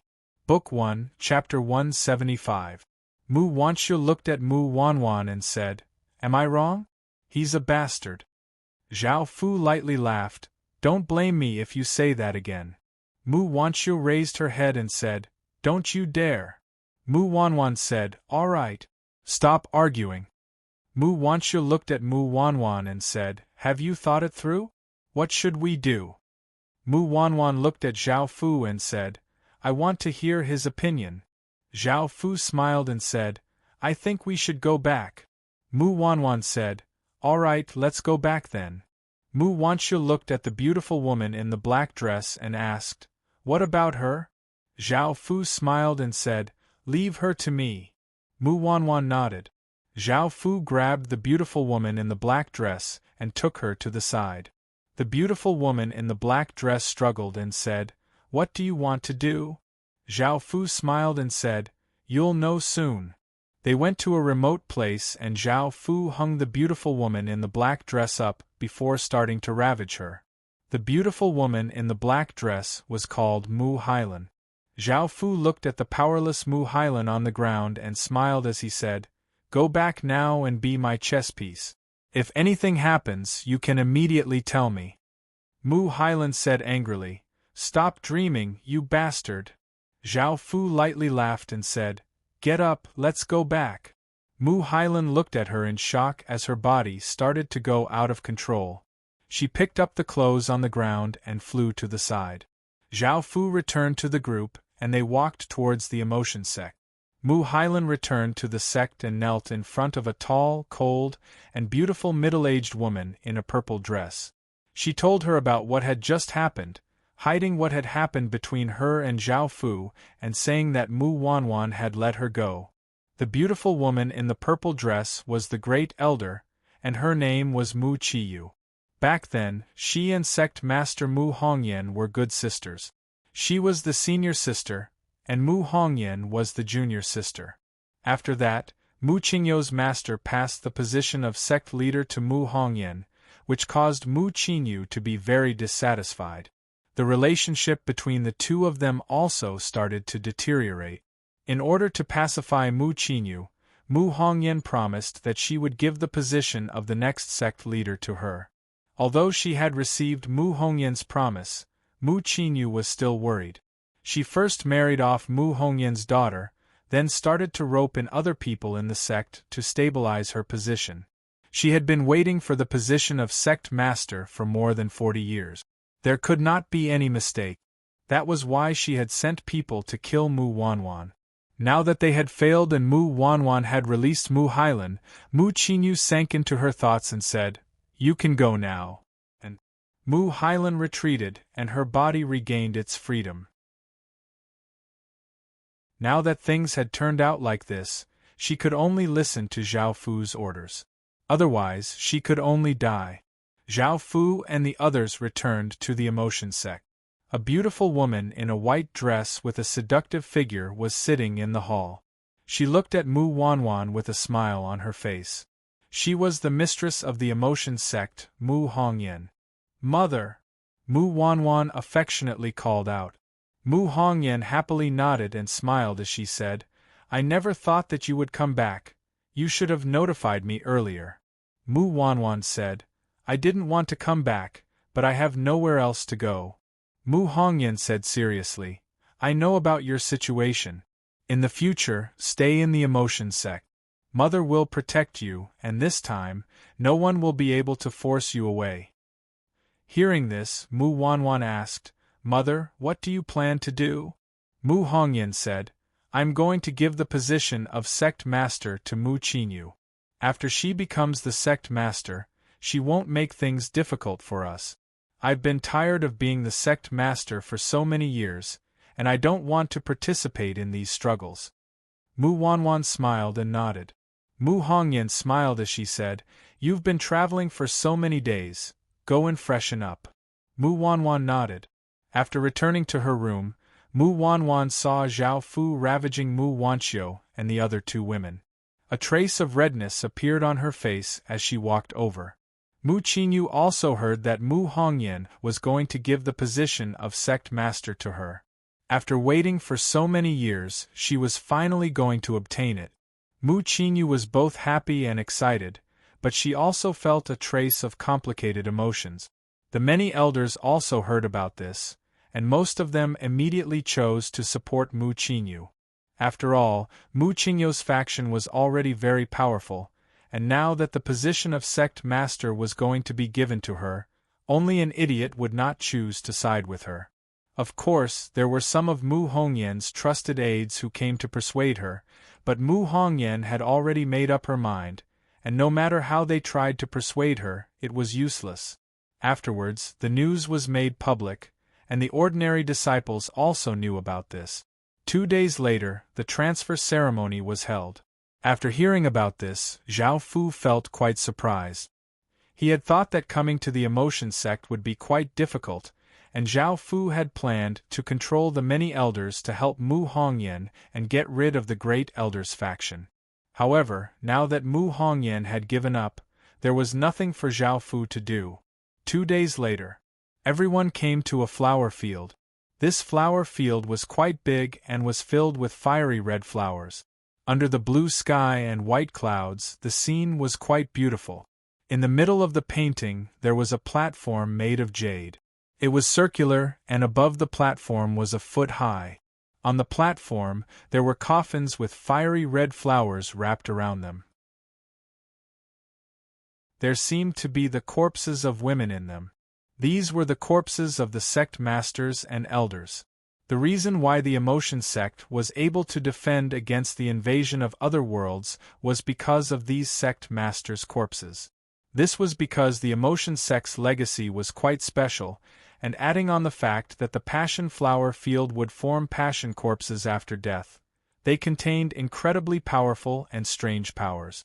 Of course, ordinary disciples would not be able to form passion corpses. Only those who cultivated the emotion sect's cultivation technique to the peak would be able to form them. There were 100 or so coffins, and Mu Hongyan and Mu Qinyu stood in front of the last coffin, while the other disciples and elders stood 10 or so meters behind them. Zhao Fu and Mu Wanwan stood by the side and looked at this scene curiously.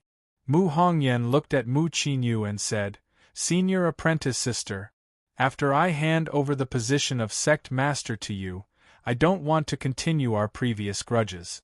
Right now, I just want to live a peaceful life with my daughter in the sect. In the future, I will not participate in the sect's affairs." Mu Qinyu looked at Mu Hongyan and nodded. "All right, I can promise that I won't disturb you in the future. If there's anything you need, I'll do my best to help you. You can rest assured." Mu Hongyan smiled. "Thank you, senior sister. If possible, I really want to go back to the time when we were on good terms. We don't have to fight openly and covertly like we do now. I also regret accepting Master's assignment back then." Mu Qinyu looked at Mu Hongyan with a complicated expression. Thinking about what she had done over the years, she felt somewhat guilty. Mu Hongyan chuckled. "All right. Let us begin the ceremony." Mu Qingyu's expression softened. Junior sister." Hearing this, Mu Hongyan looked at Mu Qinyu in surprise before smiling and walking to the last coffin.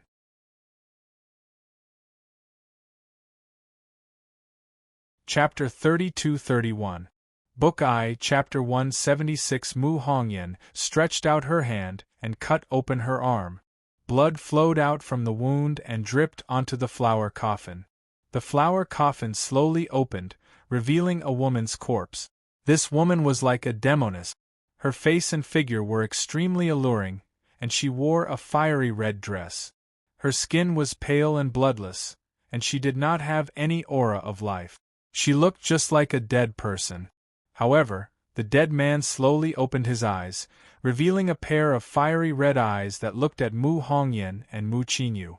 Mu Hongyan and Mu Qinyu bowed. "Greetings, master." This woman was their deceased master. Her name was Mu Qinfeng, and she was the previous sect master. Mu Qinfeng looked at the two and asked, "What's the matter?" Mu Hongyan said, "I would like to transfer the position of sect master to senior sister. I would like to start the transfer ceremony." Mu Qinfeng said, "No." Mu Qinyu hurriedly said, "Master, why? Now that junior sister has taken the initiative to give the position of sect master to me, you still don't agree?" Mu Qinfeng looked at Mu Qinyu and said, "Qinyu, do you think that I didn't consider you as the sect head? The first person I considered was you, but you are narrow-minded and jealous. You can do anything to achieve your goal. How can I be at ease giving the sect to you?" Hearing these words, Mu Qinyu felt that they were very grating to her ears. However, thinking about what she had done in the past few years, she understood that her master was not wrong. Moreover, she had also been raised by Mu Qinfeng, so she lowered her head and fell silent. Mu Hongyan said, Master, senior sister's ability is stronger than mine. I think I can let senior sister give it a try. Mu Qinfeng said, a single wrong decision by the sect master could lead to the destruction of the sect. There's no possibility of a second restart. How can we give such an important matter a try? Mu Hongyan said, I've had enough of being the sect leader all these years. I don't want to continue being the sect leader. Master, please give me a chance. Mu Qinfeng said, No, if you don't want to be the sect head, then choose someone else. Your world can't be the sect head. Mu Qinyu stood at the side and did not speak. She felt very uncomfortable in her heart. Mu Qinfeng was afraid that something would happen and said to Mu Qinyu, Qinyu, from now on, you will stay in the land of inheritance as a guardian. You are not allowed to participate in the matters of the sect. She no longer had any hope of becoming the sect master, and the transfer ceremony had to be presided over by Mu Qinfeng. Mu Qinyu was also disheartened and nodded, I understand.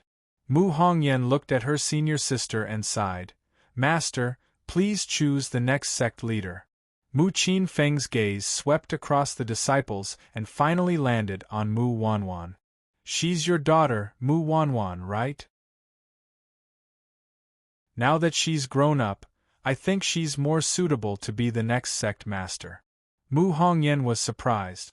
She did not expect Mu Qinfeng to choose her daughter. Mu Qinfeng smiled and called out, Mu Wanwan, come forward. Mu Wanwan stepped forward and called out with a smile, Master? Mu Qinfeng nodded. Your mother doesn't want to be the sect master anymore. I want to choose you as the next sect master. What do you think? Mu Wanwan glanced at Mu Qinyu and said, Master, I don't want to be the sect master. Please choose Elder Qinyu as the sect master. Mu Qinfeng glanced at Mu Qinyu. Did Qinyu do a lot of things against you? I'll deal with her later. You two don't have to worry. I chose you two for the sake of the sect. Mu Wanwan said, Master, I'm really not suitable. I've already married into another sect and become the wife of another sect. If you choose me, I won't be suitable. Mu Qinfeng frowned. Mu Qinyu suddenly said, The sect you're in has already been destroyed and no longer belongs to any sect. As the daughter of the sect master, you're suitable to be the next sect master. Mu Hongyan and Mu Wanwan looked at Mu Qinyu in surprise. They did not expect Mu Qinyu to say this. Mu Qinfeng nodded in satisfaction. Mu Wanwan continued, I rarely give up on the emotion sex cultivation technique. I'm not young anymore, and there are many more suitable people in the sect than me. Mu Qinfeng smiled and said, Come here. Mu Wanwan walked in front of Mu Qinfeng and looked at Mu Qinfeng in confusion. Mu Qinfeng stretched out her finger and tapped on Mu Wanwan's forehead. A small red flower imprint appeared on Mu Wanwan's body. Boom! An explosion sounded out as a supreme sovereign's power suddenly exploded out from Mu Wanwan's body. Mu Wanwan's body gave off a black aura and a pressure covered the surroundings. Mu Qinfeng, Mu Hongyan, and Mu Qinyu looked shocked. Mu Qinfeng asked, Wanwan, why is there such a powerful power in your body? I've never seen this power before. It's a sovereign's power. Mu Wanwan also looked confused.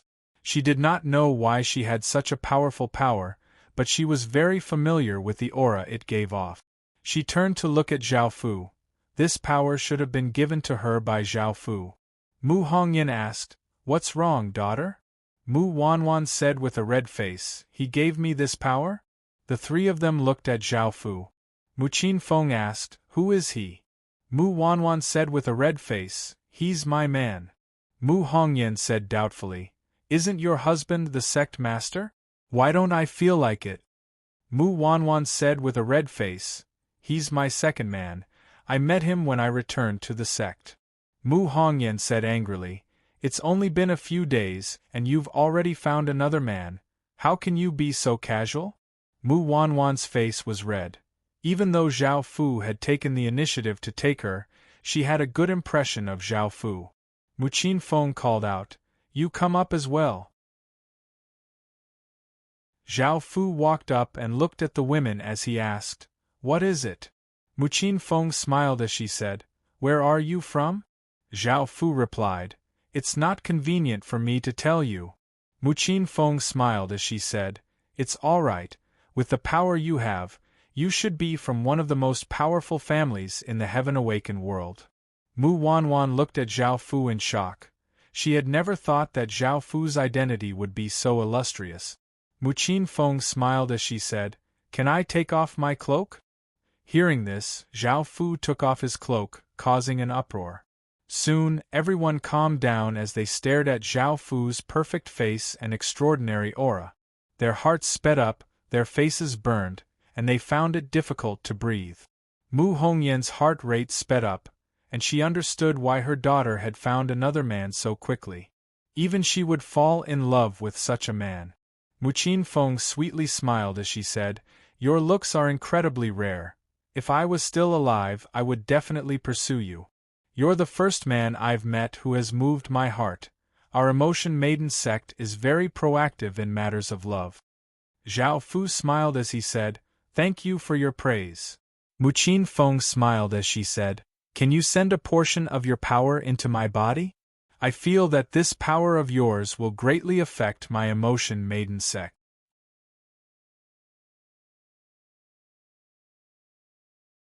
Chapter 32-32. Book 1, Book 2, Chapter 177. Zhao Fu lightly laughed as he said, "No problem." Mu Qin Feng lightly smiled as she said, "Thank you." Zhao Fu smiled as he said, "Here?" Mu Qin Feng asked curiously, "Is there a problem?" Mu Wanwan said with a red face, "You have to do it with him." Hearing this, Mu Qin Feng lightly smiled as she said, "Do you mind that I'm a dead person?" Zhao Fu smiled as he said, "Senior is so beautiful, I naturally don't mind." Mu Qin Feng lightly smiled as she waved her hand and a wave of energy spread out, causing many fiery red flowers to grow out and continuously combine, forming a massive flower ball that covered the few of them and blocked their vision. Mu Qin Feng looked at Zhao Fu and said, "Let's begin." Zhao Fu nodded as he went up and hugged Mu Qin Feng. 2 hours later. Boom! A massive explosion sounded out as Mu Qin Feng's body gave off a powerful energy, causing red flowers to grow all over her body. Her lifeless body now had a trace of life force. Mu Qin Feng could not help but laugh loudly. She had never thought that Zhao Fu's power would be of such great help to her. It could bring her back from the dead, causing her power to rise by a level and reach the legendary realm of the Lover Girl. Originally, she would never be able to reach the higher expert realm in her lifetime, but now that she was in this realm, it was possible. Right now, she was in a state called the Passion Flower Devil Spirit. Not only did she become more powerful, but she was also very difficult to kill. Even if she was chopped into countless pieces, she would not die, and she also had the ability to control emotions. For example, Mu Qin Feng could make countless men feel as if they had met their true love, madly falling in love with her and doing everything for her. This ability was also very difficult to remove. Mu Qin Feng looked at Zhao Fu below. Zhao Fu was like a treasure to them, and they had to control her. Mu Qin Feng randomly used this ability on Zhao Fu. A formless energy spread out from Mu Qin Feng's body and soundlessly flowed into Zhao Fu's head. Zhao Fu lightly smiled as he looked at Mu Qin Feng and said, "Aren't you going a little overboard? You want to control me?" Hearing that, Xylophone said in surprise, "My ability is useless against you?" Zhao Fu said with a smile, "Of course." Mu Qin Feng snorted, "Looks like you're stronger than I thought. Even a spirit realm expert can't withstand my power, let alone an emptiness realm expert." Zhao Fu started to take revenge on Xylophone Wind. An hour later, Mu Qin Feng said to Mu Hongyan and Mu Qinyu with a weak smile, "You two should also come and give it a try. His power will also be of great help to you." Mu Qinyu stepped forward. Mu Hongyan blushed and looked at her daughter. Mu Wanwan said shyly, "I don't mind. Mother, you can go." Mu Hongyan smiled and pounced at Zhao Fu impatiently. 2 hours later. Boom! Two powerful forces burst forth from Mu Hongyan and the Great Elder's bodies, knocking the petals of countless flowers into the air and raining down like rain. Everyone stared at the scene in astonishment. They had not expected the sect master, the Great Elder, and the previous sect master to do something like this. Mu Hongyan blushed. Mu Qinfeng said with a smile, "Don't mind it. There's only one man here now. Moreover, after your powers increase, it will be their turn."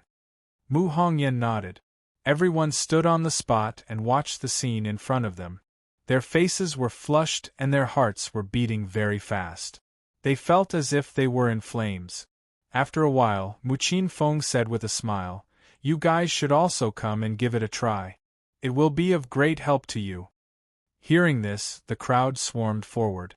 A few days later, Zhao Fu sat cross-legged on the ground, holding a fiery red flower bud. Zhao Fu had not worked hard for nothing in the past few days. He had gathered a lot of power from the women and condensed this passion flower demonic seed. This passion flower demonic seed was incredibly useful, and it could make any creature fall madly in love with him. They would be willing to do anything for him, even if it meant death. More importantly, this was a power that even higher beings could not resist. Satisfied, Zhao Fu put it away and said with a smile, "I'm leaving." Mu Qinfeng rolled her eyes at Zhao Fu. "You're leaving so soon? Our entire sect has been harmed by you, so why aren't you saying anything?" Zhao Fu looked at the countless women around him and smiled as he said, "What do you want from me?" Mu Qinfeng smiled as she said, "I want you to stay in our Passion Maiden sect for at least 10 years. Of course, we can help you with anything." Zhao Fu said, "No, I still have something important to take care of." Mu Hongyan asked, "What is it?" Zhao Fu smiled as he said, "It's something very important, but I can't tell you. After I take care of things, I'll come back to see you." Mu Qinyu frowned as she said, "We're all your women now, so why are you hiding so much information from us?" Zhao Fu explained, "There are some things that it's not good for you to know too much." Mu Qinyu still wanted to say something, but Mu Qinfeng stopped her and smiled as she said, "Then can you help us one last time?" Zhao Fu asked, "What kind of help?" Mu Qinfeng looked at the flower coffins and said, "I want you to resurrect all of them. If they are all resurrected, we won't have to worry about any invasions from other forces. My emotion sect will also become a big sect that occupies a place." Zhao Fu said with a smile, "Aren't you afraid that I'll die of exhaustion?" Mu Qinfeng chuckled and said, "Come on, we know your power. Also, you'll be my only man from now on. Can you promise me, husband?" Mu Qinyu also said, "Husband. Right now, the Heaven Awakened world is so dangerous. You don't want anything to happen to us, right? I did do something wrong in the past, but now I just want to redeem myself. Please help me. You are my first man and also my last." Mu Hongyan smiled and said, "Me too. Can I help you, husband?" Mu Wanwan could not help but say shyly, "Husband. If you help us, I'll be yours in the future. You can do whatever you want." The other women also chimed in. Zhao Fu said helplessly, "All right." Mu Qinfeng smiled and said, "Everyone back off." Hearing this, the women smiled and retreated to the side, creating a large empty space. Mu Qinfeng came before the flower coffins and slit her wrist. Blood continuously flowed out, and under her control, it formed a fist-sized orb of blood. She raised her hand and the orb of blood flew into the sky. Bang! The orb of blood floated in the sky and gave off boundless blood-red light that shone on the flower coffins. The flower coffins opened, revealing the corpses of women. They all had different appearances, figures, and auras, but they all wore fiery red dresses. Their skin was pale and they did not have any life force, looking like corpses. They slowly opened their eyes, and they all had fiery red pupils.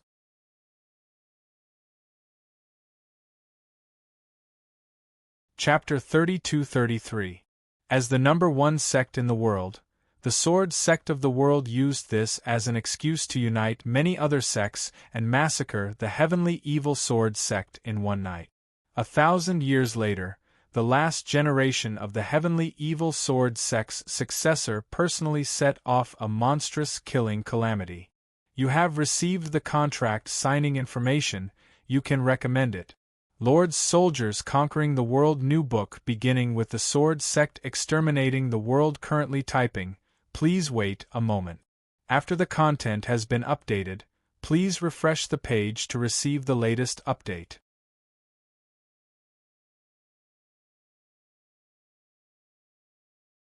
Chapter 32-34. Book 1, Chapter 178. This was especially so for the last woman. She was extremely beautiful and gave off a very powerful aura. She was the founder of the emotion sect, Mu Qingnu. Back then, Mu Qingnu had fallen in love with a man, but she had begged him to no avail. She had dejectedly come to this place and used the Passion Flower Land to establish Qingnu's sect, which had lasted until now. Unless something major had happened, she would not have awakened.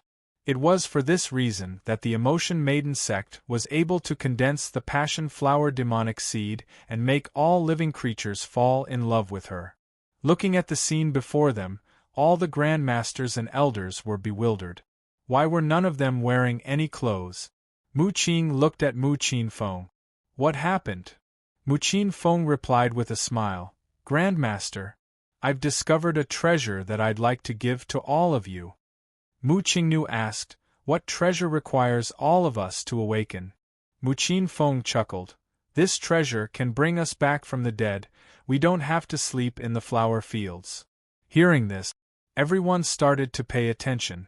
At that moment, someone also noticed Zhao Fu. Her face turned red. Why is there a man here? He's not even dressed yet. What did you do? All the girls looked at Zhao Fu and lowered their heads. Mu Qinfeng smiled and said, he is the treasure that I mentioned. As long as we dual cultivate with him, the power in his body will become our nourishment, allowing us to reach the legendary realm. A voluptuous beautiful woman laughed as she said, is it really that effective? I'll give it a try first. Mu Qinfeng said with a smile. No problem. The beautiful middle-aged woman walked in front of Zhao Fu and looked at Zhao Fu, feeling quite moved. Her face became red as she said, Sir, let's begin. Zhao Fu smiled and nodded. Boom. An hour later, a powerful aura exploded out from the beautiful woman's body, and many red flowers started to grow on her body. The women were shocked. They had not expected him to reach the legendary stage so easily. This man was too powerful. Mu Qingnu asked in shock, who is he? Mu Qinfeng smiled as she said, I'm not sure, but he should be a top-tier faction in the Heaven Awakened world. Perhaps he's a holy son. Mu Qingnu seriously looked at Zhao Fu. Seeing this, the others also went up without any hesitation. Even if there was no effect, they still wanted to try, as the beautiful middle-aged woman was simply too happy. This took a whole day. Finally, the wood lover walked over and looked at Zhao Fu as she said, I'll only dual cultivate with you once. There won't be any feelings between us because I've always been deeply in love with another man. I'll give you another reward. Zhao Fu thought about it and nodded with a smile. Boom. A few hours later, a massive aura exploded out of Mu Qingnu's body, forming massive ripples that caused everyone present to take a step back and look at Mu Qingnu in shock. As the patriarch of the Emotion Maiden sect, Mu Qing was not only the strongest, but she had also reached the legendary realm long ago. That was why she was emitting such powerful waves. Little red flowers began to grow on the ground around them.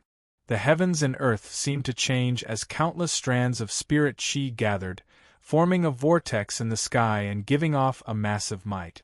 Boom! A red ray of light descended from the vortex and landed on Mu Qingnu's body, and a massive wave of power flowed into her. The ray of light lasted for a while, and the surroundings gradually calmed down. Mu Qingnu's eyes became like little red flowers, and her skin became as white as snow. She was not as pale as the corpse from before, and she seemed to be even more beautiful than before. Zhao Fu felt as if he had fallen in love with her. If others broke through and could become higher beings, Mu Qingnu's breakthrough gave her the potential to become a celestial. Sensing this powerful power, Mu Qingnu felt quite delighted. If she could become a celestial, she would definitely be able to obtain that man's heart. That man was the man she deeply loved, and he was her life's goal. Suddenly, Mu Qingnu's face became red and realized that she was cultivating with Zhao Fu.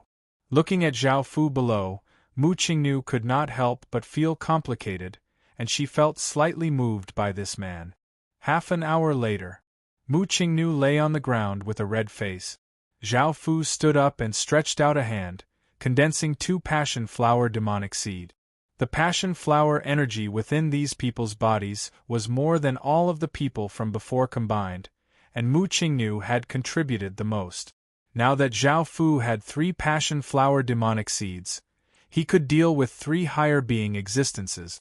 In the future, Zhao Fu would feel much more at ease. Looking at Mu Qingnu on the ground, Zhao Fu smiled and said, "How do you feel?" Mu Qingnu's face became slightly red as she said, "Not bad." Zhao Fu looked at Mu Qinfeng and said, "Now that things are done, I can leave, right?" Mu Qinfeng nodded, "Thank you for your help this time.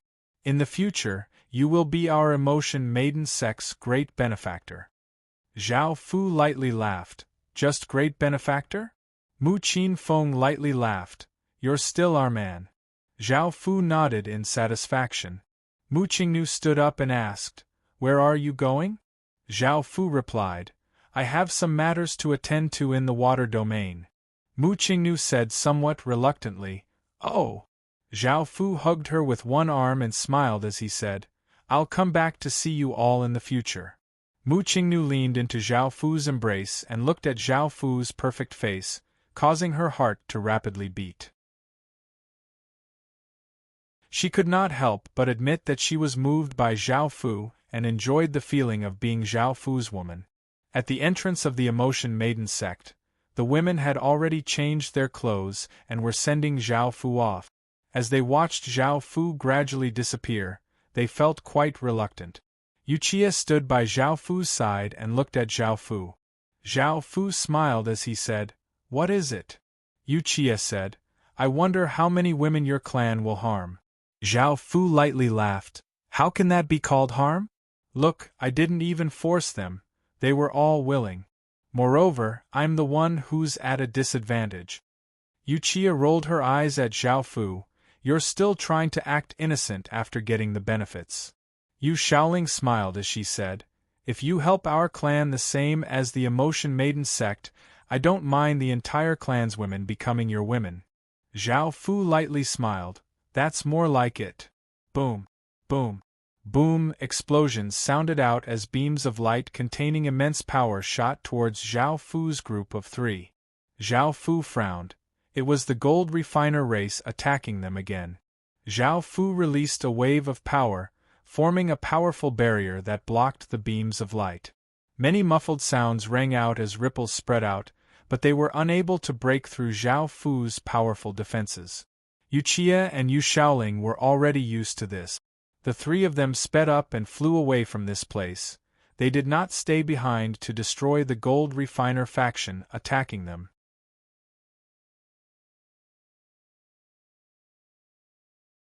Chapter 32-35. Book 1.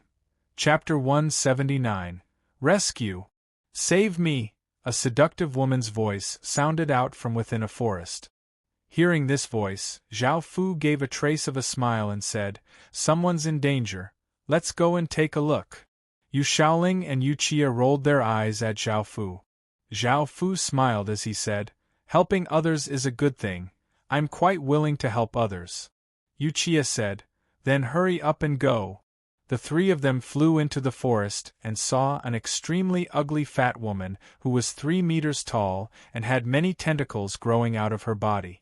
She looked ferociously at Zhao Fu and the others. It was evident that she had made that sound to attract people over. Seeing this, Zhao Fu's expression became cold. Yu Xiaoling and Yu Qie could not help but laugh, and tears almost came out of their eyes. Boom! At that moment, the fat woman started to attack Zhao Fu. She leapt up and slammed a palm towards Zhao Fu with immense force. Zhao Fu blocked the fat woman's palm with one hand, and a wave of energy blasted out in all directions. What was surprising was that the fat woman's strength was not weak at all. The fat woman raised her other fat palm and slammed it towards Zhao Fu. This time, Zhao Fu's palm slammed out, and a massive wave of energy brought with it a gust of wind as it quickly flew towards the fat woman. Bang! A muffled explosion sounded out as the fat woman was forced back 3 or 4 steps, and she looked at Zhao Fu in shock. She had never thought that Zhao Fu would be so powerful. She had met a tough opponent this time. A trace of a cold smile appeared on Zhao Fu's face as he once again slammed out with his palm. A black wave of energy condensed into a palm, and it slammed towards the fat woman with immense power. The force of the palm even left a gash in the ground.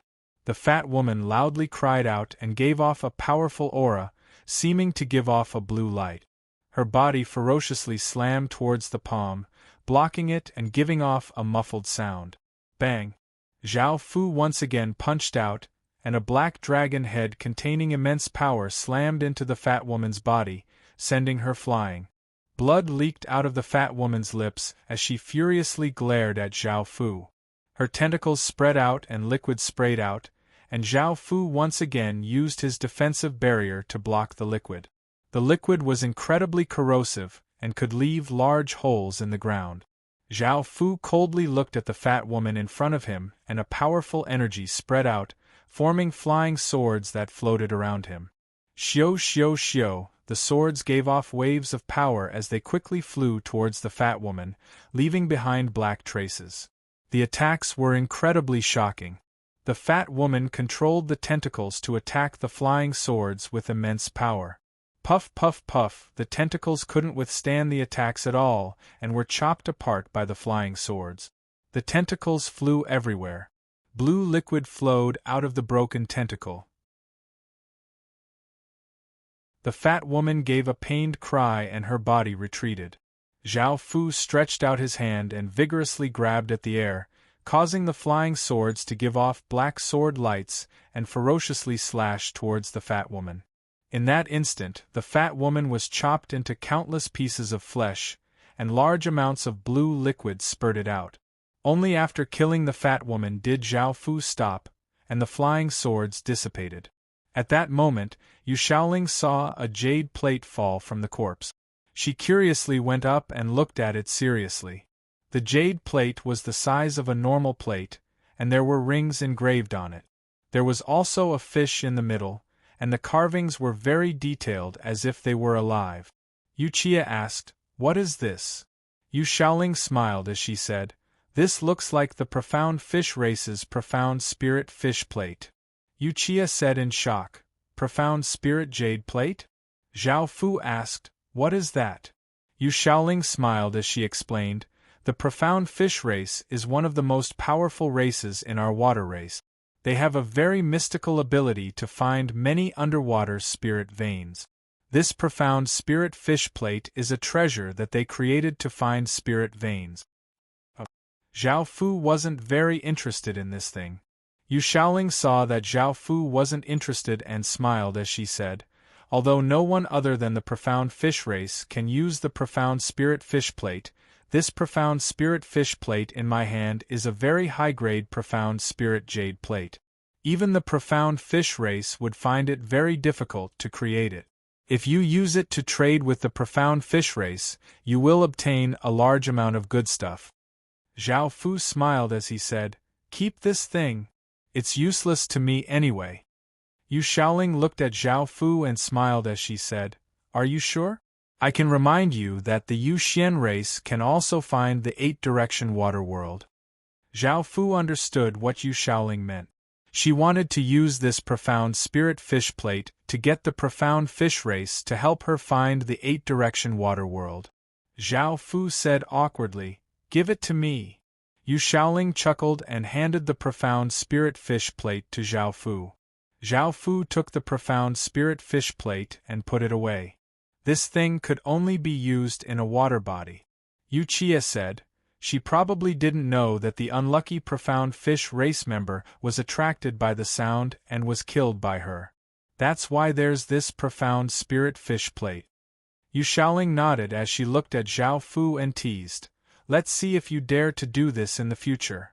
Zhao Fu smiled awkwardly and said, All right, let's go. Yu Qie smiled and said, Be more serious in the future. Don't always think about harming women. Zhao Fu said, I know. Yu Qie went forward and hugged Zhao Fu. The three of them continued flying forward. Not long after Zhao Fu left, a delicate-looking young man with fish patterns on his body arrived with a voluptuous woman with a cold temperament. She also had blue fish patterns on her body. The youth was called Yu Zhan and the beautiful woman was called Yu Quail. Yu Zhan said, When I was passing by, I heard someone calling for help, so I flew over. I didn't expect to encounter a monster that was very powerful. If I hadn't used the treasure that mother gave me, I might have died here. That profound spirit fish plate is also here. Yu Quail said solemnly, That's a rare profound spirit fish plate in our race. If it's lost, mother and you will be punished. We have to find it quickly. Yu Zhan nodded.